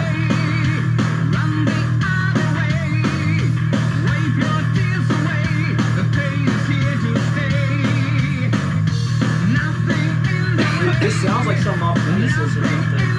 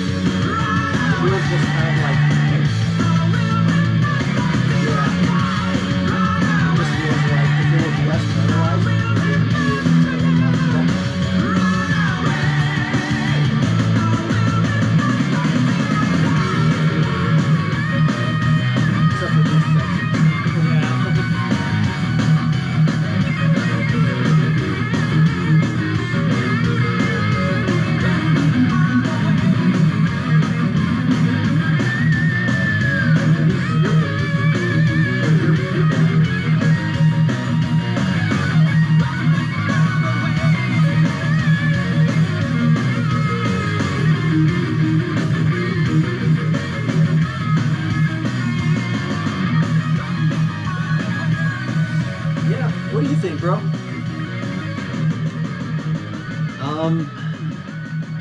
I kind of want to hear some of your thoughts. You know, I'm leaning towards a 7, but yeah, I am kind of curious what you think, because it was a kind of a straightforward song. I felt like the chorus was good, but I didn't really care for the talking part that much because the talking part just kept restating certain lines over and over again, and it just felt a little, just not a lot there. But I like the chorus, and I like that key change and stuff in the chorus. So yeah.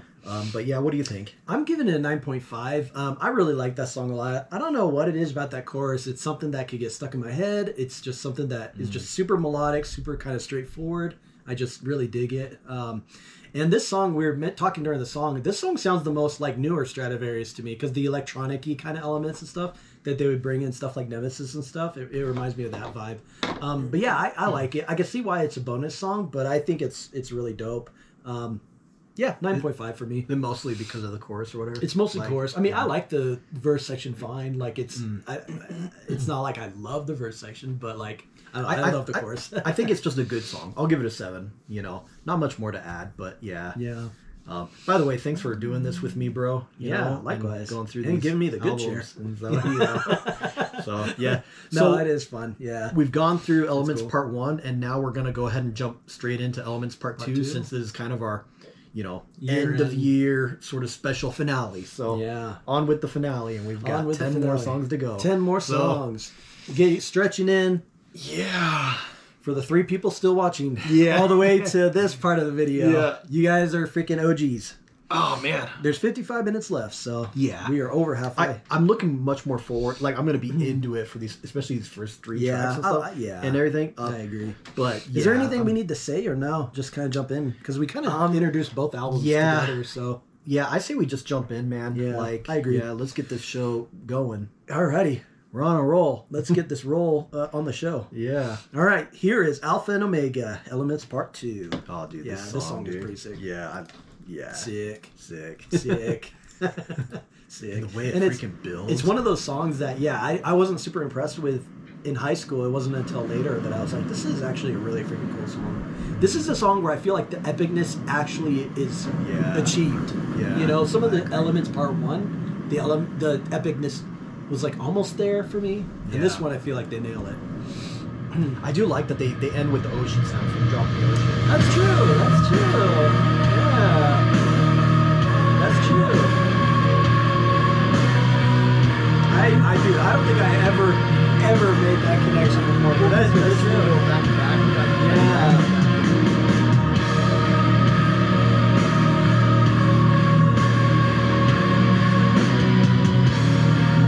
I like how mournful it sounds. Yeah, it's cool.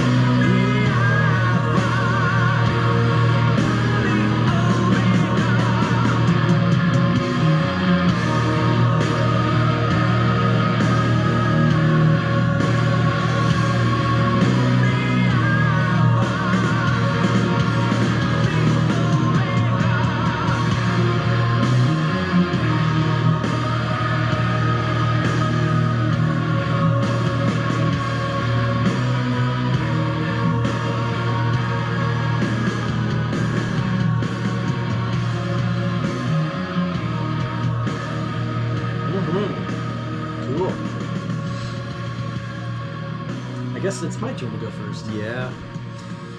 Huh. This might be hard. Maybe you could convince me, Kevin, but it might be a little difficult. I do think this is a fantastic song. I'm kind of leaning between a 9 and a 10.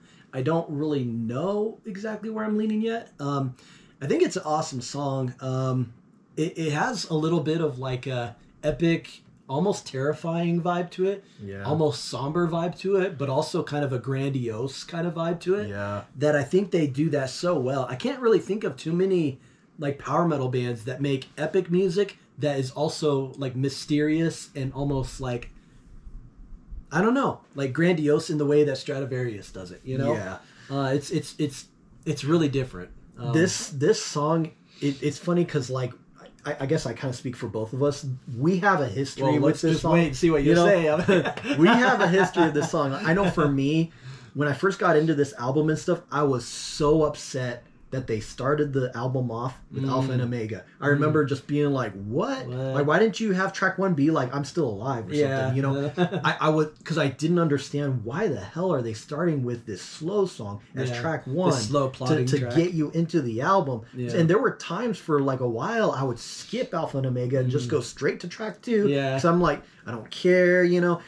It really bothered me every time it was just I am the earth, you know, and I was just like, what are you guys doing, you know?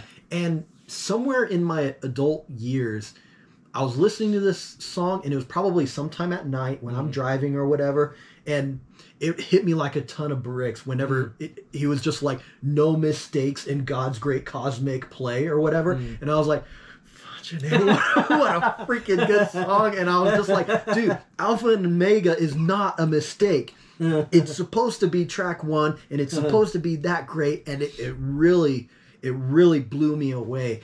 And every time it goes into the bridge part, when he's like, everything you've ever known, every seed that you have sown came from me, I made you. It's like that whole creationism kind of idea and everything put into this really big kind of sounding song. I was just like, what a fantastic freaking song. I feel like this song went from like I hate it to like I freaking love it now.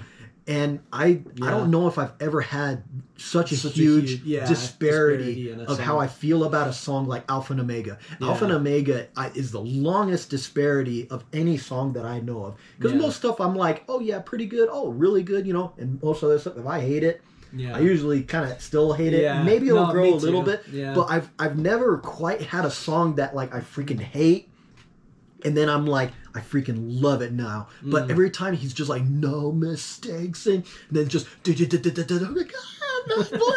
know, I'm just like, dude, like it. So this song, if you're not in the right mood or you're not paying attention, it could just seem like it's just, you know, come there. But if you're in a moment in your life or something, you know, for me, like I said, I was probably driving, it was probably dark out or whatever, and Alpha Omega hit me like a ton of bricks. But I'm also kind of conflicted because I don't know if I should give it a 10. I was thinking like maybe a 9.5. But I know that this song has given me chills before. And when a song has that sort of effect on me, part of me feels like there's something masterpiece-like with this song. There's something special about this song. Yeah, I do like the lyrics. I think the lyrics are pretty cool. It's interesting. It's kind of like the perspective of God or whatever. And even like those who've read the Bible or whatever, the whole I am bit is like, you know, that's God or whatever, the great I am, you know. So it's like I understand what they're going for with this. I think what holds me back from it is it's not a super catchy, like melodic kind of song. It's kind of a epic, grandiose kind of song. Like I do like the keyboards and the way the choruses or the keyboards have that sort of like choral and I like how like almost threatening it sounds. Like it's almost like so terrifying. It's almost like, yo, I'm fudging I'm freaking making some cosmos over here. You know what I mean? It gives it this epicness that is kind of like, I don't know, it's almost like it's too like hard to understand or something. Like it's so epic and whatever. And I don't know. I feel like they kind of captured that pretty well. But I don't know if I'd go to it often, like on my own. You know what I mean? I was like, I think I'm going for a 9. I think a 9 would be a good. I'll put 9.5. We'll say 9.5. Yeah, I'll put it a 9.5. Yeah. I kind of want to give it a 10 though. You know, I'm going to give it a 10, whatever. I guess I'm a little bit biased with this song because of the history I've had. And as a side note, I do like the way in which the waves begin and everything. Dude, because I never noticed that. A drop in the ocean ends with the waves and everything, and then this one begins, waves and stuff, and then it's like, boom, you know, like the way it builds up and goes into it. Dude, when you have this freaking cranked loud, it sounds freaking nuts. Mammoth. You know? Yeah. And so, like, yeah, I'm going to give it a 10. What can I say, man? This song is such an amazing song. And I feel like it's just kind of a sleeper song. I don't think people get it or people care or whatever, but I'm just like, dude, I freaking... Yeah, I guess I do. I guess I do love it. I used to hate it, but I guess I do love Alpha and Omega. It's no any praise the Elements 2 could get is fine with me because I do feel like it's a pretty underrated album. I feel like it's a very misunderstood album. Yeah, I don't think people get this album like hardly at all. And I know for me, like I've been listening to this album for years, and I still feel a bit like there's something you don't get it. Like there's something kind of underwhelming about this album, but something that's kind of beautiful and powerful. When you go into songs like Luminous or Know the Difference, there's something special about this album, and I guess I do have a bone to pick because I don't think people Season of Faith's Perfection. Okay, Waken the Giant Little. You know, but there's something special about this album, and I don't think I'm saying that just because it was like our first Stratovarius album. I don't think I'm saying that because during that time, like we were listening to Camelot, we were listening to Sonata, like we had other go-tos. So it's not like I thought this was the pinnacle of Stratovarius. When we listened to Episode, I was like, dude, Episode kicks the crap out of Elements Part 2. And I still love Episode more.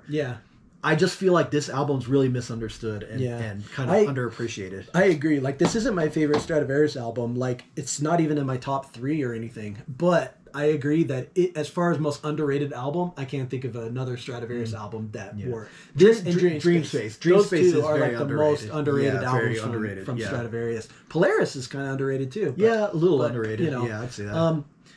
But I guess something that I wanted to kind of express is I feel like Elements Part 2 is more grounded. Part 1, they kind of try to be way more grandiose, but they keep failing at it, and it almost kind of bothers me with Part 1. Whereas Part 2 is almost a little bit more like you shortened a lot of the songs, and you weren't trying to be as lofty, and you didn't waste my time as much as Track 1. You know, I don't know. It's really kind of a pick what you enjoy, because some people may enjoy one or the other more than, you know. I think most people dig Elements Part 1 more, you know? And I don't necessarily think they're wrong or anything. I love like Find Your Own Voice, Learning to Fly, Papillon and stuff. I just want people to give Elements Part 2 a chance, kind of thing. Like, dude, there's some great stuff. There's some great stuff, and we're gonna get to it. You ready for I Walk to My Own Song? Yeah, let's do it, man. I like these sort of like upbeat rocker type ones. These ones are fun.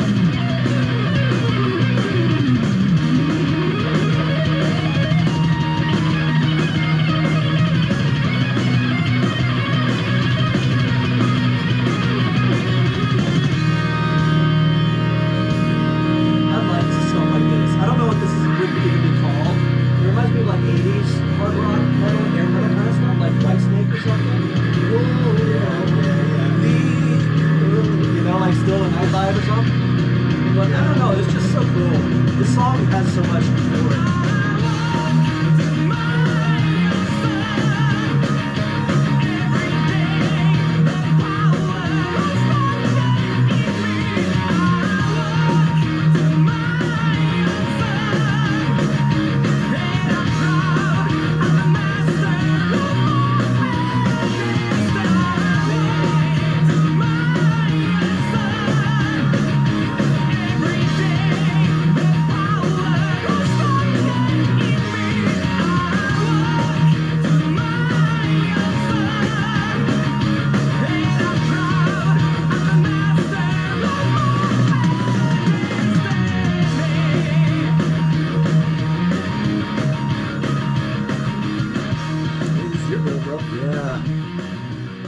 Great guitar riff. I'm a little torn on this one too. What do you think? Nostalgia tells me it's a 10, you know, but I kind of feel like it is kind of a straightforward song, you know. I don't even mind the lyrics, man. I like the whole like, you know, walking to your own song, doing your own thing and everything. I just kind of feel like I kind of wanted something a little more on that transition into the final chorus, you know. I wanted him to maybe say like, you know, I was born to be free, and then going back into I walk to my own song, because I feel like that state, then, the way, because I like that it goes quiet, like or whatever, and then you know, like I just wish there was something more in that building when he would just be like, because I feel like the main statement of this song was I was born to be free, and I just feel like that could have been like, I don't know, maybe a missed opportunity or something. But I will say one thing is like, I do remember when I was getting into like playing double bass and stuff on the drum set, you know, back when I was like a teenager and stuff, I do remember this solo section, like playing this whole part, the whole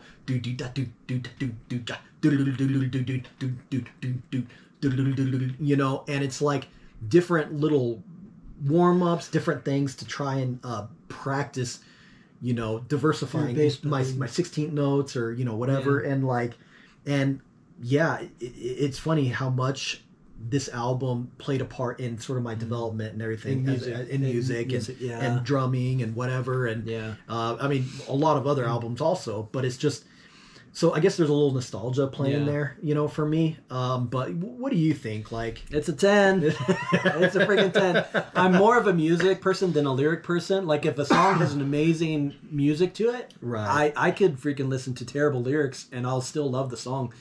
Yeah, let me read this little bit of Shakespeare to you guys here. I know your name. It's called Mr. Mean. One thing I've learned, you don't know beans. I admit, that line deserves a rewrite, for sure. Don't get me wrong. That's not a very good line.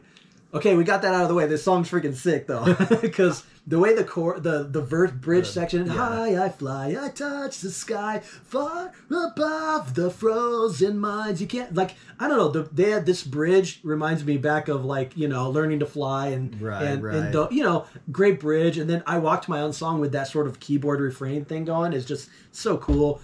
And as far as guitar solos, this is one of Tolkien's best guitar solos so far. Like, I do like this solo. It's so it changes up quite a bit, and it's full of a lot of feeling in the soloing. He does a lot of different things instead of just this solo is all 16th notes. It's not one of those kinds of solos or 32nd notes or whatever, you know. Right. Yeah. But I don't know. I feel like this song just has so many awesome moments to it, and I think nostalgia is definitely playing a part in this too.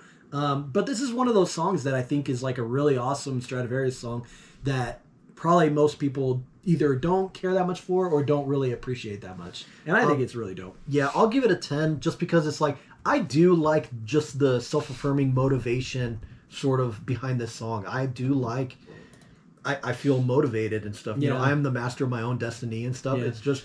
I am the captain of my soul. I am the captain of my soul.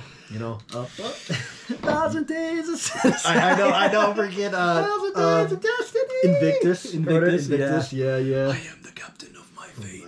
I am the captain master of my soul, or whatever. Whatever the freaking Morgan Freeman or whatever. Quoting that. Yeah. Let's move on. Nelson Mandela or what? Yeah. You ready for "I'm Still Alive"? Yeah, let's do it. Now, this song is my favorite Stratovarius song of all time, so you already know what is going to be. Mine song is says it. Father Time. But, you know. Yeah. Here we go. I'm Still Alive. Freaking banger.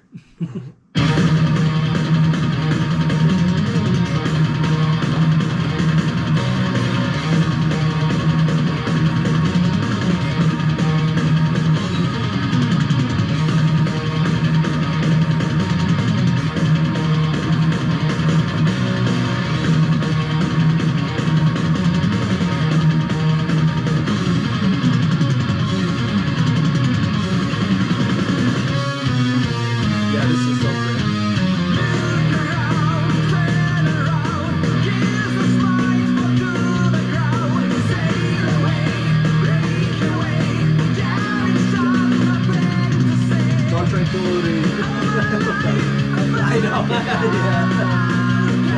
Outcast.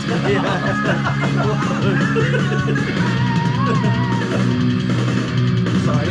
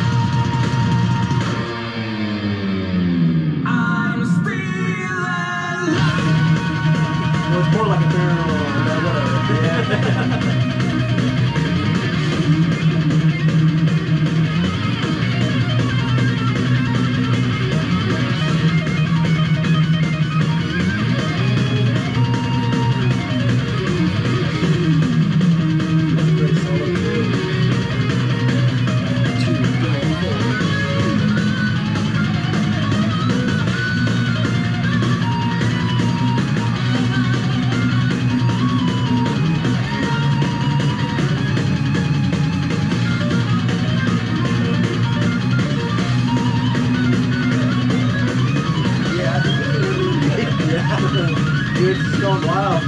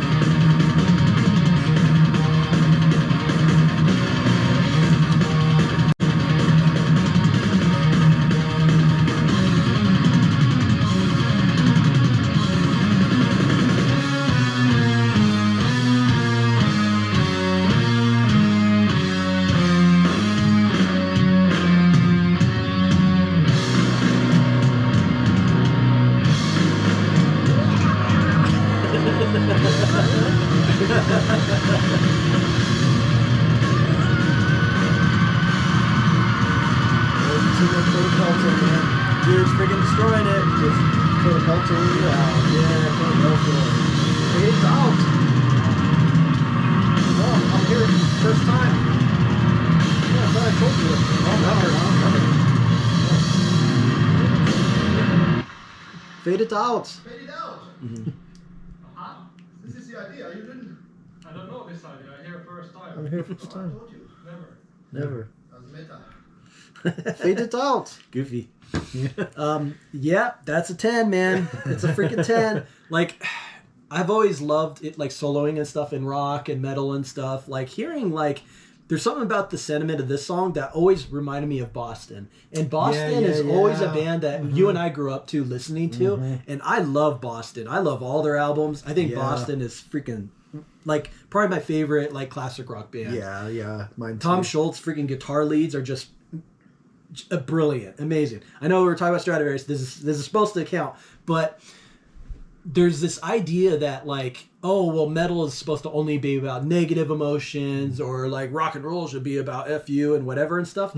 And I never really liked that way of thinking, because I love the spectrum of emotions. Like I love hearing something super happy or super life affirming, and then also hearing something that's freaking dreary and like freaking just give up kind of, you know. Like I like the whole spectrum of it all, you know.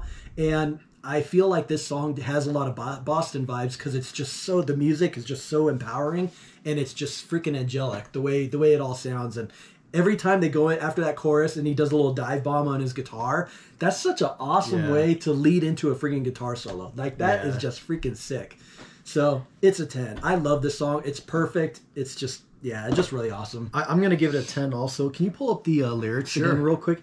Again, nostalgia plays a huge part in everything, but I just love, like, when we go into it and everything, when he's just like, you know, look around, turn around. It's just like, it's like, here we go, you know. And there's this part in the lyrics when he says, like, all my life I've felt like an outcast, but not anymore a thing of the past. I remember, like, in high school and stuff, dude, like, nobody knew about this stuff. Like, we're talking 2004, you know, whatever. Nobody knew about any of this kind of stuff, you know. And it really related, because I felt like we were the odd people out, you know. Whenever we'd walk around school with like the Camelot shirt and stuff, like people would like look at us like, what's that, you know? Yeah. And we even played like a battle of the bands and stuff, you know, like at our high school, and we were playing like we took a lot of stuff and did this sort of medley song or whatever. It was mostly playing Center of the Universe, you know. Yeah. But like we threw in a little freaking Michael Pennella. Michael Pennella. We threw in Sonata. We threw in some Stratovarius. Yeah, you know? Stratovarius. Like, you know, it's just like all this stuff just meant a lot to us. You know what I mean? Yeah. And it just we played in our high school and did an Yngwie Malmsteen song. Yeah, too. we did Yngwie Malmsteen. We also did Canon in D. Yeah, like you know, awesome. It was great, and it's just kind of like, this stuff was so impactful for us, you know. Every time I'm still alive, I'm ready to feel the wind in my hair and everything. Yeah.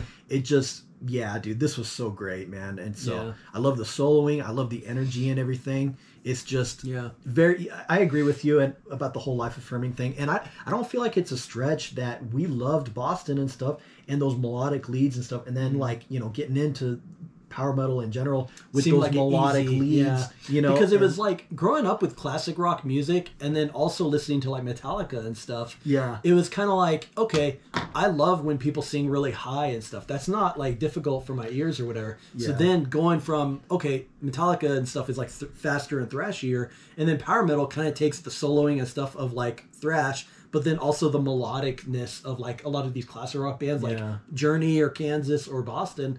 It was easy for us to just jump into this genre and be like blown away. And then you throw in keyboard soloing on top of it, and we were just like, we were blown away by it. It was awesome. Exactly. So it's definitely been there for us. And it's just, another thing is like, when we were first getting into all this stuff, I felt like, okay, every band has a song about like I'm alive or whatever. Like Halloween's got I'm alive. You know, they've got like I'm still alive. And like, there's, anyways, it's just, I don't know. It's just funny the kind Our of thoughts Tension's got I don't care. You know? It's funny the kind of thoughts that you had from years ago. And so perfect song. Cool. I love I'm Still Alive. Great. 10.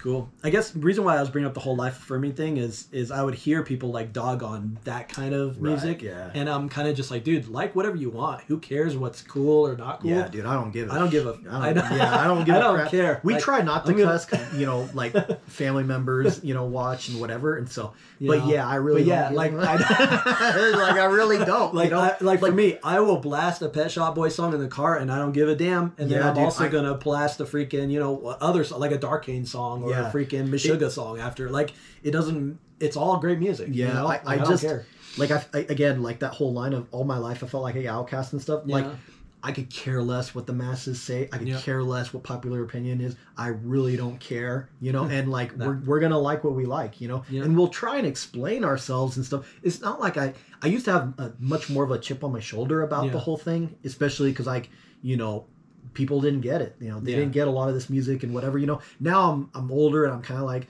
well, you know, whatever. Like, you know, when you have your own life and you know, it doesn't matter anymore. Exactly. And it's just kind of like, but yeah, it's just, I don't know where I was going with that, but there's a sense of conformity that you have to be in these things or you have to do this thing in order to be an intelligent person or a freaking, you know, like a smart music listener, whatever. And it's just kind of like, I really don't like the conformity or the sort of consensus on certain things. Like, sure, I love a lot of the stuff that's heralded too, Pink Floyd or whatever, or Beatles or whatever. But I don't know. It's cool to do this channel and spotlight bands that are also really, really cool and impactful to us. And Stratovarius fits that. You know? I guess for me, I don't feel like I'm a contrarian or whatever. I am, but I do feel a bit like if there was a bunch of people like listening to Cannibal Corpse, I would play Savage Garden. You know what I mean? Just to be like, you know, whatever. But if there's a bunch of people playing, you know, Celine Dion or whatever, then I'd start playing Manticora. You know what I mean? Like because it's like. I see the world and I see people as so one-noted in a sense with like their interests and whatever and stuff. They're either only into all the hard or they're only into all the soft, you know. And those two worlds like rarely bridge, and it's like, why not? Exactly. So it's just kind of like I do feel like there's merit to both, you know, light and dark. You know what I mean? And so anyway, sorry, we're like freaking preaching, but it's just kind of like. Dude, like these albums and stuff, you know, I walked to my own song and everything. This made an impact on us, you know, growing up and everything, you know, and we were not going to follow the crowd. We were not like peer pressure didn't mean anything to me. It's like, I'd rather be alone than be, you know, pushed into something I don't want to do. Yeah. Exactly. You know? Like I'm not going to conform. I'm not going to lie. I'm not going to change who I am. You know, I'm like, screw it. So let's go on Season of Faith Perfection. Let's do it, man. All right, here's Season of Faith Perfection. Music's to be enjoyed. You know, just enjoy all of it, light and dark. Yeah. So, here we go. Season of Faith Perfection. Ooh, it is. I love how that's like capitalized compared to the rest. That's funny. This is one where you're gonna love it a lot more than me, but I don't know. I want to see. My life as they pass me by, drying my tears, letting them die. In the sunrise, I am born again. I just love Coda Alto's voice in this one. In the sunset, I'll die again.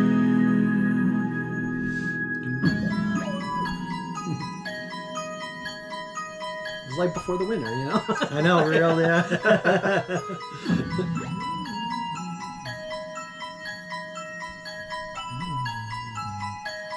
I do like their lyrics though. What do you do when all fails? When you feel like a ship without its sails? When desperation fills your mind and the pain makes you blind. In my silent truth, I scream these words.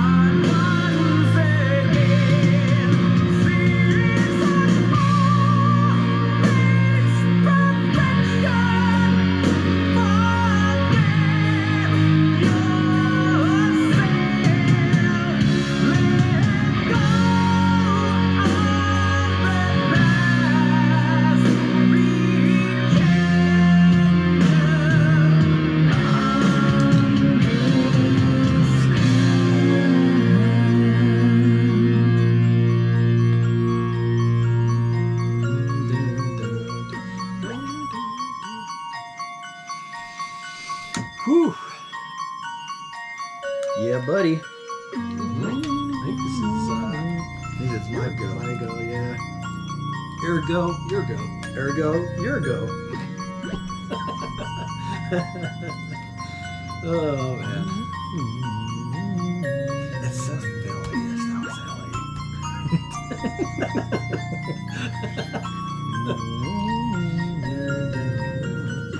This kind of has like that sort of mystery ending though, you know? They like pause it. Oh yeah. Yeah, it does have that, doesn't it? We should get to it. Stop checking the time. Ooh. Do you remember when we even started this? I don't know, but probably more than 2 hours ago, probably. Yeah. This is going to be a 3-hour long video. Yes, we are. Yeah.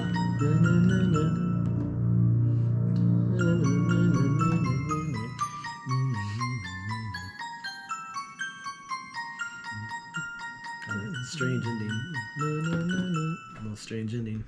Yeah, mysterious ending. Mysterious ending. What do you say, bro? I'm gonna give that one a 9. I like Season of Faith Perfection, man. I think Season of Faith Perfection is freaking great. I love the lyrics and everything. I think the lyrics are fantastic. No, I do. You know, I like the lyrics. And I like the calming. You know, seasons they come, seasons they go, and you know when desperation fills your mind. I like Season of Faith Perfection. I like the chorus. I like the solo section. Season of Faith Perfection is great, you know. It might be a little bit too long. It's definitely a song that I didn't care for back when I was younger and everything, but it's a song that I've grown to appreciate a lot more as I've gotten older. I think it's a great song. It's a song I've grown to appreciate too. Just not as much as Kevin. Just not as much as Kevin. I give it a 7.5. It's kind of on par with like Papillon and you know some of those. Well, I like Papillon more, so. But yeah, it was. You like more than me. Yeah. Yeah, I do dig it. I think it's got some good things going for it. Also, maybe I'm feeling a little bit winded because it's probably been about 2 hours so far since we've been going through this, you know? So hopefully my scores won't just reflect my fatigue or something. Right. Hopefully I could judge it more correctly or whatever. Right, yeah. But I do think it's a great song. It just doesn't really blow me away like some of the other tracks do. When I think about it, I think I do maybe like Elements Part 2 more than Part 1. I think I like it a little bit more. You know, they're close, but I like it a little more. Ready for Awaken the Giant? Yep, let's do it.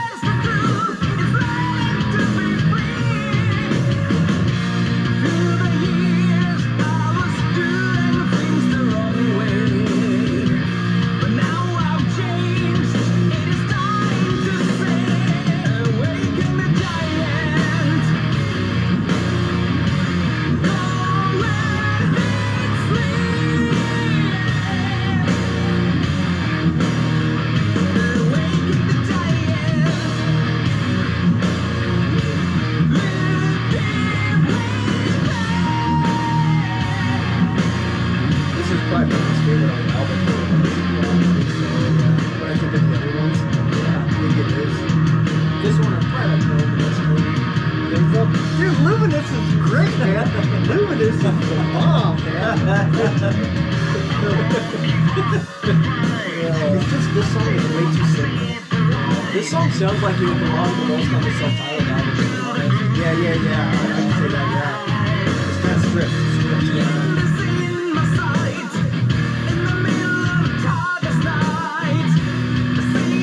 I like that text going on the mid-heights.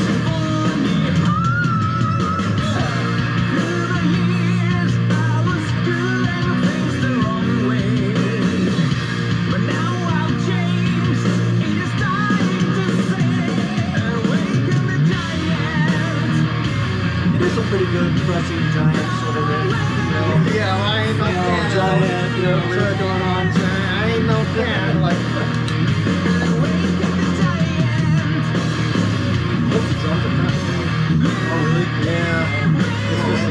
They keep on. It's like the song plods too much. It just plods. Plods. I did it. Listen, I'm not here to defend or weaken the team. Good. Like the song should have ended already. You should like Luminous. Luminous, man. Check out Luminous, man.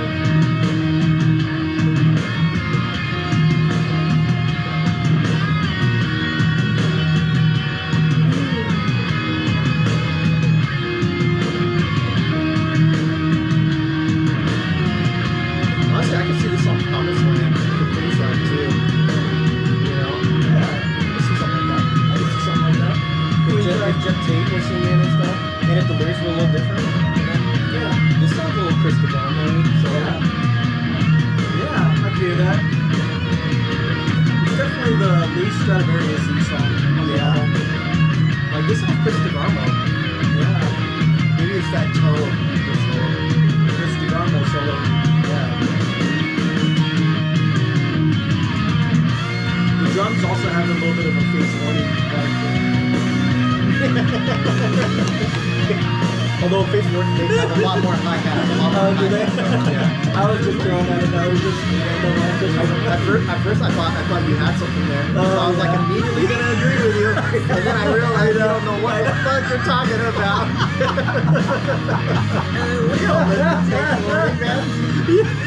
It doesn't even listen. I did it so straight faced though. That's why it was so convincing. Yeah. Yeah. Oh, that's funny. I know. Gotta wake me too. Gotta wake me up too. Maybe we should move around after this.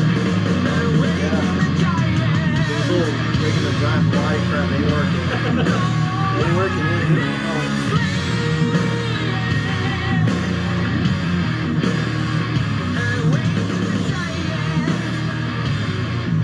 My turn? I think so. Yeah, because I'm on the odds on this one. Yeah, Okay. You're right, yeah. I do like Awaken the Giant. I think it's pretty good, but it does seem. Whoops. Whoa! Don't get ahead of yourself. Whoa. I'm giving it a 6.5. I think it's got a great riff. Maybe a 6. I'll give it a 6. It has a great riff, but it's just way too long, man. Yeah, it's way like too long. 6.5 minutes or something. It's like, come on, man. But I do like the sort of like heavy riffing vibe of it. I just wish it didn't stay that way for that long of a time. Yeah. But I don't know. I think it's pretty good. What do you think, bro? I'm gonna give it a 5.5, just barely above average. You know, barely. I think I like the solo section the most. It had a little bit of a Queenstrike-y Chris DeGarmo vibe in the solo section. That's what I like the most. I don't really care much for the chorus. I don't care much for the talking part and everything. Yeah, the bridge is like the best kinda melodic hook as far as the lyrics go. And even then, the bridge is a lot weaker than a lot of them other bridges. That's true. You know, it's just Awaken the Giant is way too normal of a song. Yeah. It's way too just kind of standard, you know? Yeah. It's probably my least favorite on this album in particular. I think so, for me too, Yeah. actually. Yeah. I'd agree. Yeah, ready for Know the Difference? All right. Yeah, Luminous is great. Yeah, let's do know the difference. I like know the difference. I love this song. Yeah, it's great lyrics. And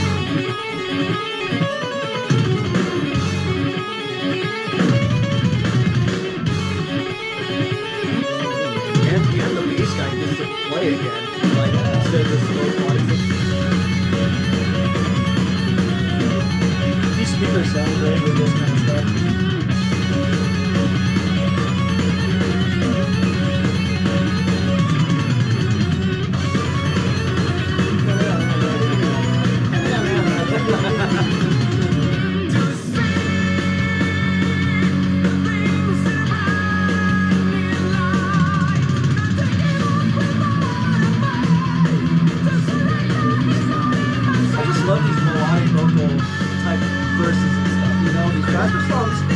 Faster songs, for some reason, steal the good melodies too, you know?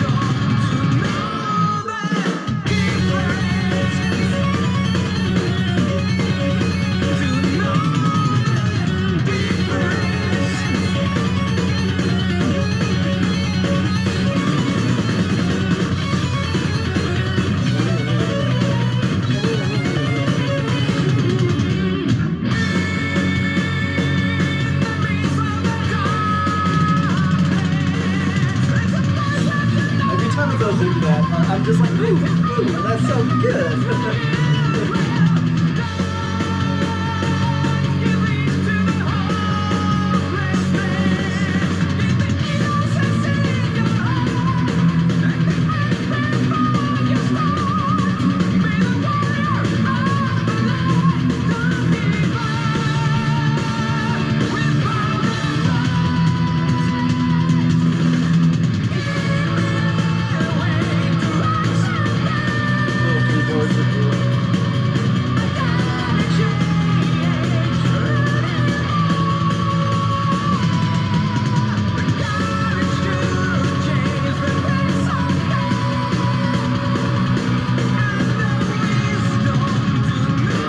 Drums, yeah, it's like I'm still alive, yeah.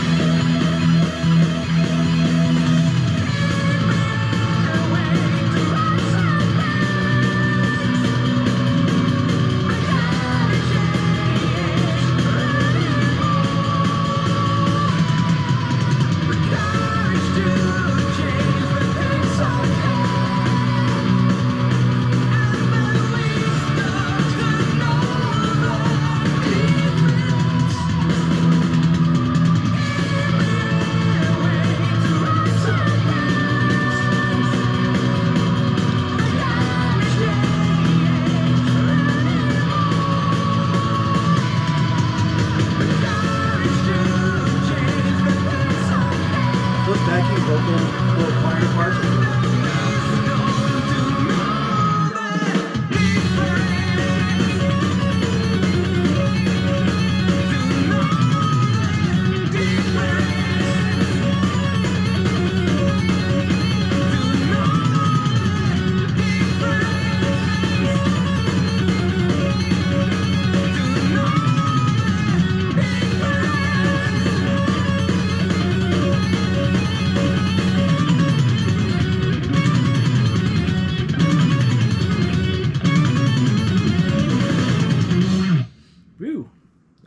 I'm gonna give that one a 10, man. I like this song, and it's kind of funny because like this is a song that like I like. It's the whole Serenity Prayer thing and being able to change stuff that you can, let go of things that you can't change, and so on and so forth. And like, but every time I think of this song, I always think of our friend Sean. You know what I mean? Because I remember we let him like borrow this CD and stuff, and he would listen to this song over and over again. He like loved this song.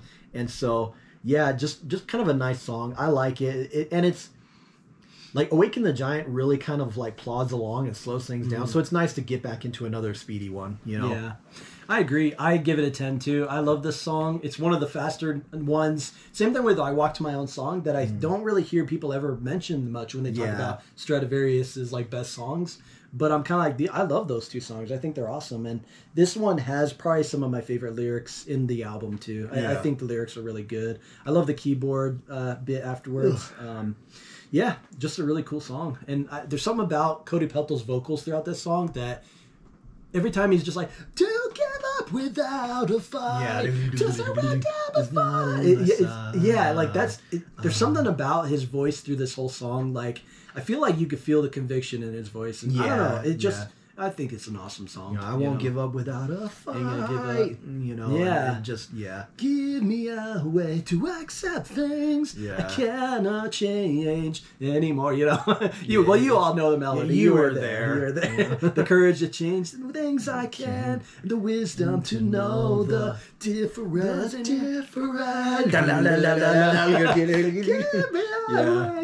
It's great, yeah. No, it's just an awesome song. Awesome, meaningful, speedy, melodic. Yep. Great. It's got it all. You ready for Luminous, the best song on the album, right, bro? Yeah, I like Luminous, man. Let's do Luminous, man. Here is Luminous. I'm pumped. I'm pumped for some Luminous. Pumped, man. And I'm not even being sarcastic, man. I know. Luminous I'm is being great, like man. a little jokey. You're joking. I love Luminous. I think Luminous is great. Yeah. No, it is good. It is good. I definitely don't like it as much as you, but oh well. Dude, Luminous is great, man. Luminous, we shine like the stars on the evening sky. Yeah, dude, this whole section is so freaking amazing. To the universe, and centuries, they are calling. Hear them calling. Luminous moonshine is guiding my travel through life, through the winds of time. I hear angels calling. I know. Hear them Little archives. I thought you guys were like OG, like. No dream has brought you so foolish as to fight among themselves. We share the same biology. We are what we are. Yeah, it does feel a little rushy. A little rushy.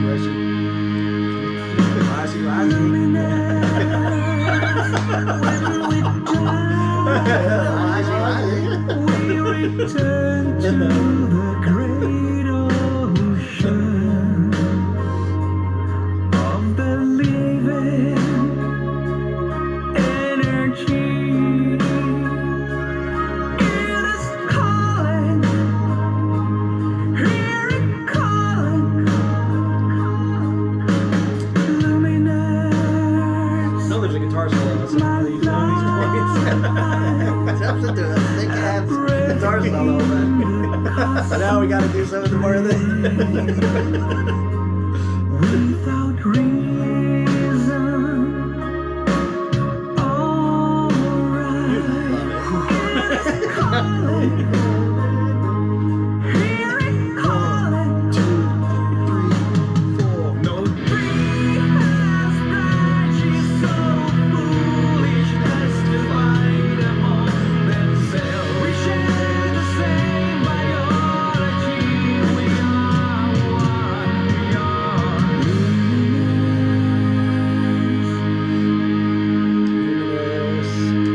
Dude, shut your mouth. Stop checking the time. There it is.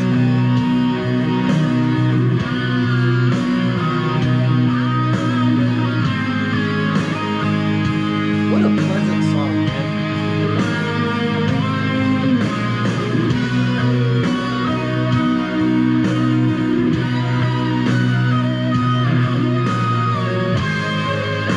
The guitar solo is honestly my favorite part of the song.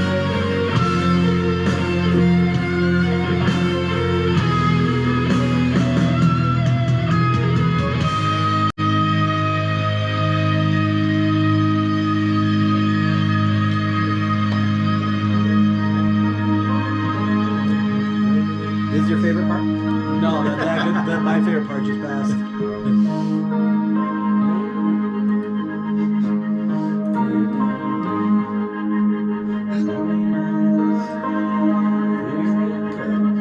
Great song.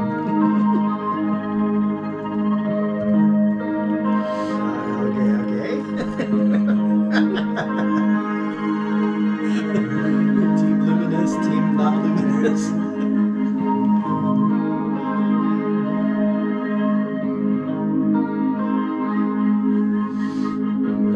Man, I don't know. I feel like a new person. Man. Luminous is great. Screw Awaken the Giant. Luminous is great, man. Screw Awaken the Giant. Yeah, dude. I don't know, Luminous is man. Luminous great. or Awaken the Giant are pretty close to me. No.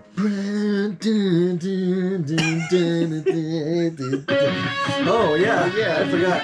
Yo, I was who's thinking all about slacking it. here? I know. Who's running this Kevin, show? it's been 3 hours. Who's running this thing? You get to go first, man, because you're the Luminous is similar to Awaken the Giant in that both of them are kind of boring, but Luminous, it gets more boring in 4 minutes than 6.5 minutes. So I don't know. I like the guitar solo. You but take that back. I know. Awaken the Giant felt like 10 minutes. Luminous felt like a solid 5.5. Yeah, Luminous and Awaken the Giant are the two weakest on the album for me. The thing is the whole hear them calling, like it just doesn't do much for me. It's like very dreamy and stuff, and I get that, but it's just kind of boring. But it's not as long as Awaken the Giant, so I don't know. It's like a 6.5, 6. I don't know. What do you think, bro? I'm going to give it an 8. I'm not saying this is the best song. Okay. I'm just saying that this album is, a little underappreciated, and Luminous is part of that underappreciated, nature of this album and everything. I think Luminous is nice and wonderful, and it just feels so great. And like I said, when I'm playing it and it's like night out and everything, selfish trees do and foolish fight trees. among themselves. We share the same biology. We are one. We are Luminous. Dude, Luminous is great, man. And a great I don't solo. get it. I'm going to give it an 8. I don't get it. Yeah, a solid 8. A solid Let's 8. call it a solid 8. That's good. That's better than a regular 8. Yeah, it ain't a regular 8. That's a Yeah, solid that's 8. a solid 8. Because that song can mean something to people. Dreamweaver. You ready for it? Yeah, let's do it. I love the whole, we're just done with Luminous. We're ready to move on. Okay, we can talk about Luminous if you want, No, but I said my okay, here's piece. Dreamweaver. Here's And- Dreamweaver. and I just know. Let's move on, please. I'm so sick of Luminous. I just want to play Dreamweaver, please.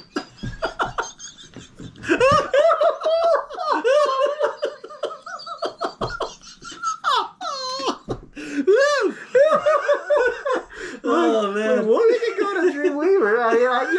I just didn't think that this would be so rough for you. Oh, man. Oh, jeez. Yeah. Okay. Yeah, Dreamweaver. Here's Dreamweaver. Oh, man. So this is why people watch this show, because of all of our antics. All of our antics. Oh, man. This is why they pay us the big bucks.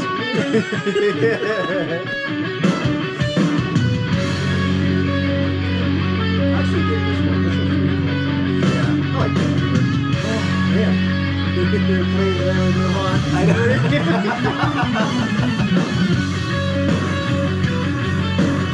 I feel a little like Wake the Giant. Wake the Giant. Don't let him wake. Yeah, Wake the Giant. Oh, man.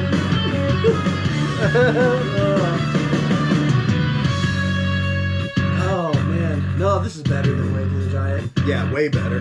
Yeah. Wake the Giant is like mud. Oh. Lying alone in your bed. I can feel a little Dream Spacey vibe. Yeah. Late 90s Strato vibes. Yeah. In your head. You tried to run. You tried to hide. But there is no escape. Your eyes are open wide. Long time ago, you felt alive. Now only emptiness is blackening your life. That time has come to break away, or you go astray. There's so much more to see. There is a deeper way to feel. Misery that's all of you paralyzes your soul. This song plays with you if you have headphones on. You know? Fun and random spots.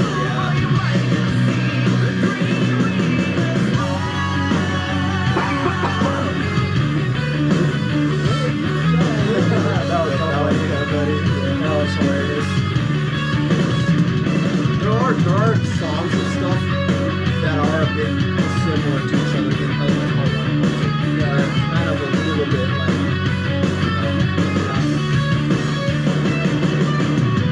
Things that you started are still undone, while you are wasting your precious life. There's sleepless nights won't leave you be. You're going astray. There's so much more to see. There is a deeper way to feel. Misery that's all of you paralyzes your soul. Find a way to understand what a fate in your own hand. I actually feel like this song would be great live. Are you ready to see the dream weavers I just feel like if this was like, you know, in the crowd like, please, or it's like, oh, it's like, you know, it's just, it's like,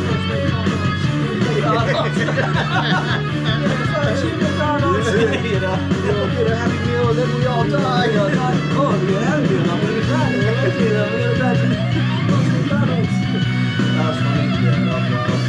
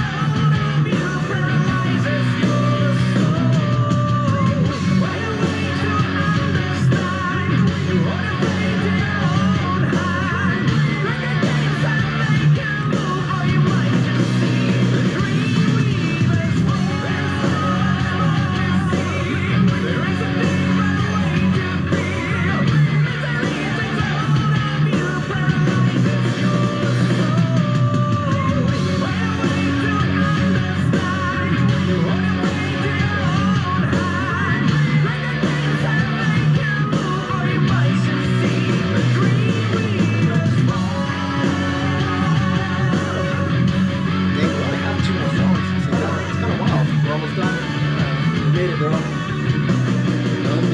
did. Yeah, it's good. Doing this with you, bro. No, it is fun. I like the random jokes and just random crap that comes up. It's really funny. Yeah, I agree. Ugh.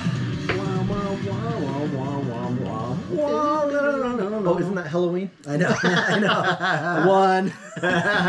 I'll let you tell that story. But, Sure.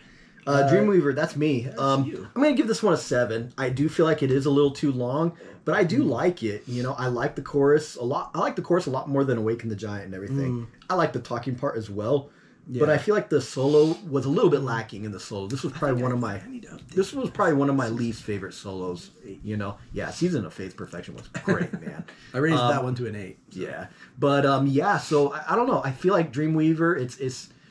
It's probably like, yeah, in my lower half of favorites in the album. Yeah, I like it more than Luminous and Awaken the Giant, but it's weaker compared to the rest of the album for me.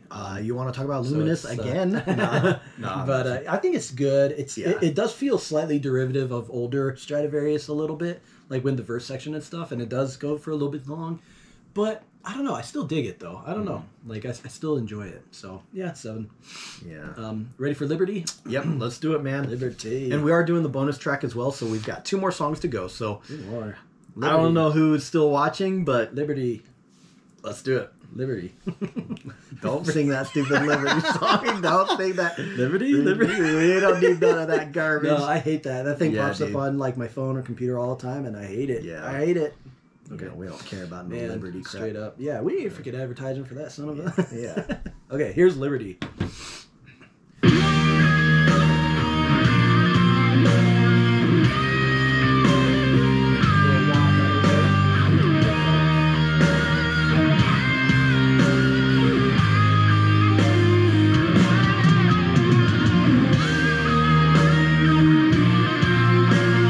Yeah, this song's great.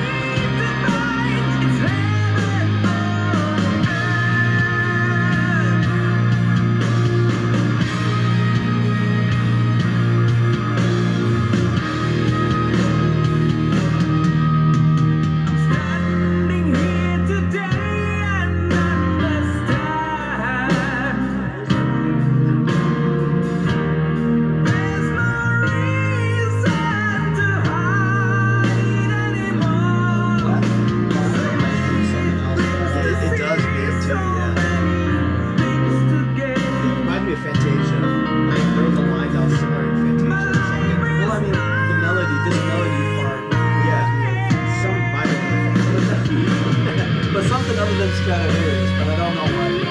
Is there any story?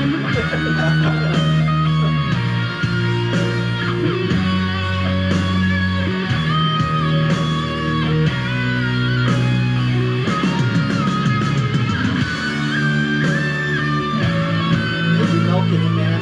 They going for the milk. Gotta get some milk. He needs some milk.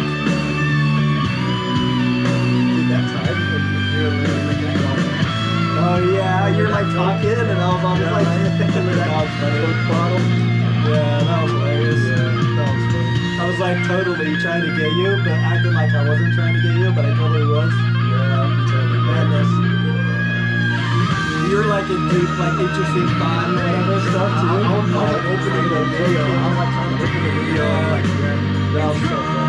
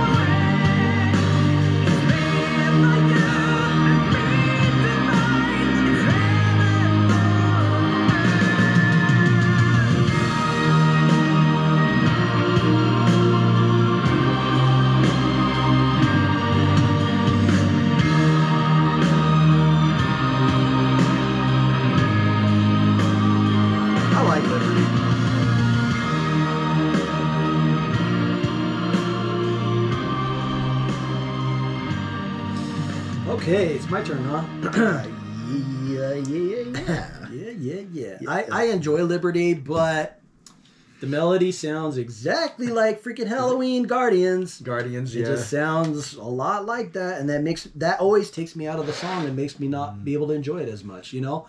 But setting that aside, I do enjoy this song. The lyrics I don't care as much for, but I mean, they're just kind of like standard whatever, you know, but come on, the sun is shining, Ian. Sky is so blue, man. But like, I do like the little guitar leads and stuff, like it's expressive playing and stuff, but dude, come on, it's Guardians of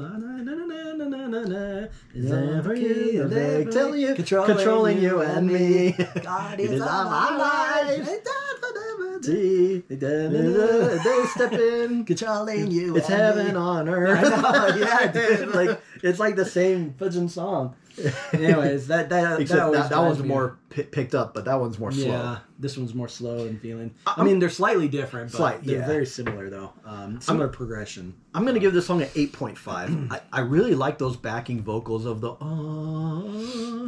you know, like all that stuff is cool. I like that they step it up a notch and everything. I should give it a 7.5, just purely out of principle. Yeah, you know, no worries. I like Halloween too, but I still like this song. You know, it's a song that we would play because, like, you know, back in the day, our mom was always like not super into like super heavy stuff, and so we would like play Liberty as like, dude, but like this stuff is pretty cool. And so I remember playing this song a lot for our mom and stuff while we were like driving in the car or whatever, you know. And so yep. Not much to add though. Let's move on to the bonus track. Yeah, that sounds good. Yeah. Yeah, I remember playing some black metal. She's like, "Ian, get that damn thing." No, I'm turn that crap up. No, I'm joking. I'm like, hey, Mom, but it's strappy young lad. You know? At least it's not like something like, "Hey, Mom, we're not playing Slayer, but can we play Strappy Young Lad?" Yeah, you know, it's like a whimsical and it's whimsical. It's fun. You know, a little satirical sometimes. Yeah, like, you know. Yeah. A great deal of money has been invested in this project, and we can't allow it to fail. Okay, yeah. Great stuff. Great stuff. Yeah, let's do the bonus. Ride Like the Wind. Here we go. Let's do it. Now, this sounds like an Our Tension song. Ride Like the Wind. Oh, this is Our Tension.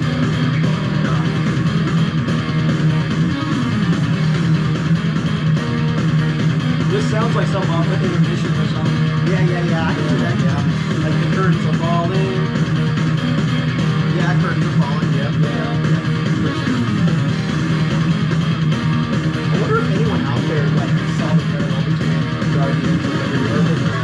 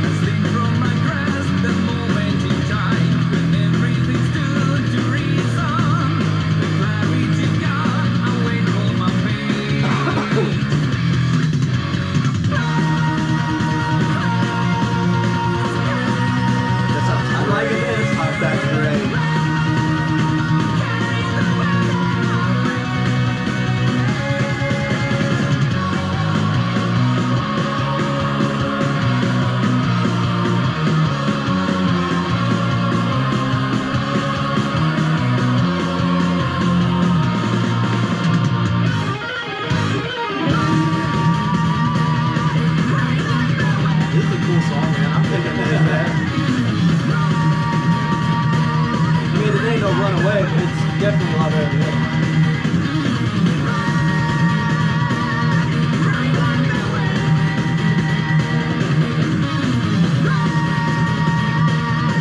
Really does feel like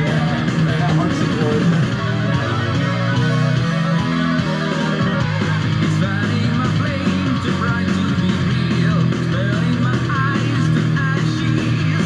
I want with the steel too bright to be real.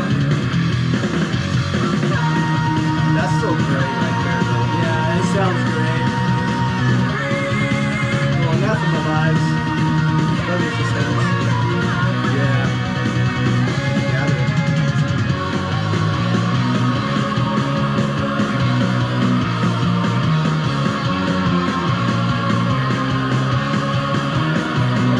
Surprisingly, the bonus tracks have been real solid, except for that one.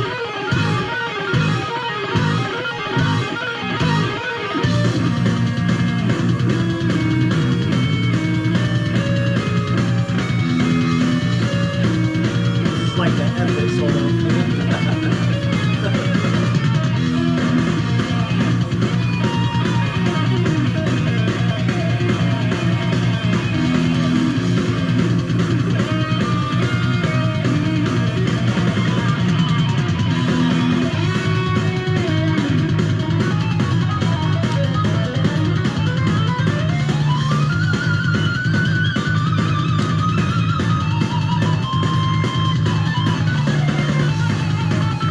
It's interesting how there's like not much guitar.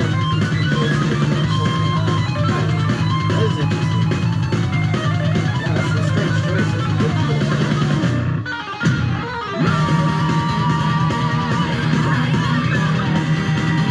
I wish they would have got Black Clouds part of it. Yeah, I agree.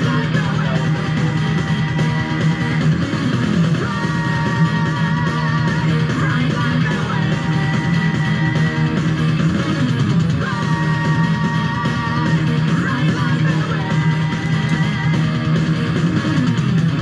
Oh, they didn't like that.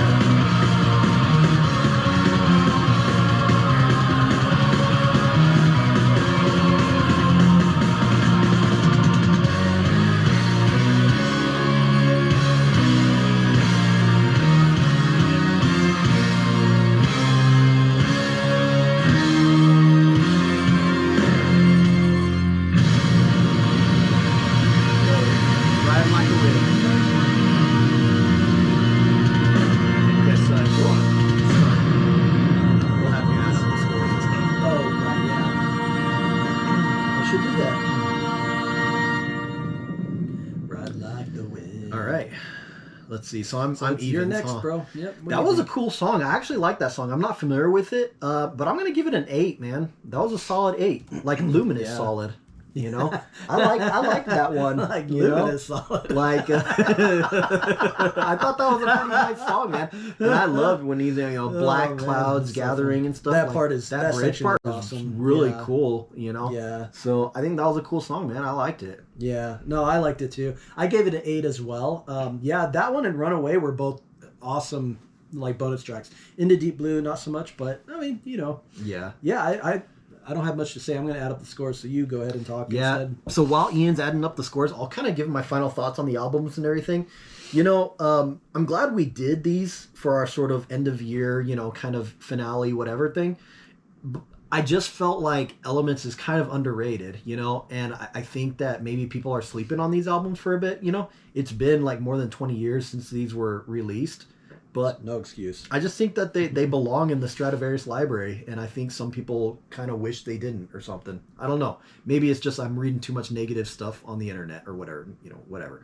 But yeah, I think Elements Part 1 and 2 are pretty awesome, It's funny because I think Stratovarius, like Elements Part 1 has like higher highs and lower lows. Yeah. But I feel like maybe some of it is like nostalgia for me for Elements Part 2 playing a bit of a role. I just feel like Elements Part 2 is kind of just slept on a lot. Yep. And some of the lyrics I really enjoy, and some of the sentiment I really enjoy, especially with tracks like Know the Difference and, Season of Faith season of Face Perfection. You know, I just think some of that stuff is pretty dope, you know. But like, I will always love stuff like Learning to Fly and Find Your Own Voice and, you know, all that speedy stuff, you know. So I'm glad we went through this and everything. You know, it's just, I think this is some great Stradivarius stuff. So, yeah, that's kind of like my thoughts and everything. And yeah, it's just, I don't know. I think I would just reiterate what I've already said, like throughout the video, you know. Our scores are really close. Oh, yeah? Yep. Interesting. Huh. So if you want to do the scores, and then you could share your thoughts on the album, and then you can close the video out. Yeah. Yeah, that sounds good. Oh, dead air. Okay. We can tell another silly joke. Now let's talk about something nonsensical that doesn't really matter. No. So I added up the scores. Kevin gave it the higher score. He gave Elements Part 1 and 2 8.16. I gave it the lower score 8.09. So 0.7 or 0.07 points lower than Kevin. But yeah, the overall score we give this sort of double album is 8.12 out of 10. I do really enjoy the Elements. I do think they're awesome. I know that I was probably digging in a few of the songs, but there's way more quality stuff on these two records than negative stuff for me. I think they have a lot of really good, solid material in them. Yeah, I guess I don't have a whole lot to say. Just to reiterate that I do think that this is like maybe not peak Stradivarius, but it's really up there though. Yeah. I still really enjoy this. I enjoy this more than a handful of other albums that they've released, you know? Yeah. So I hope other Stradivarius fans, or just fans of, you know, maybe just power metal or music or whatever in general, like I hope they give these a chance, because there is some really cool ideas. Maybe they don't achieve what, you know, their lofty goals in every case, but there's a lot of achievement here. And I think it's really cool. You know, I think it's awesome. Tolkien and Cody Pelto and all the other dudes like did a Nas Jens. I feel like I have to name everybody now. Was it? It's like Yari Kendalainen, and then Jorg Michael. Did I miss anybody? That's it. Everyone. That's everyone. Yeah. All of them should be proud of this, because they made some really awesome records, and they made some great records before and after too. So yeah, and it was also our foray into Stradivarius. It's just not. They didn't make a great record after, you know, Elements, but you know, after the Elements, you know, but not the one right after. Yeah, you know? That's like the only one I'd say is a misstep. I have such issues with self-titled, but you know, it's all good though. Stradivarius is still great, man. Yeah. Cool. Thanks for watching this with us. It was fun to just go through these. It's fun to joke around with Kevin. It's fun to just be silly sometimes, and it's fun to just share music that we really enjoy. And yeah, support the artists, you know. And yeah, thanks for watching. Have a good day. Forgotten Legends of Sound.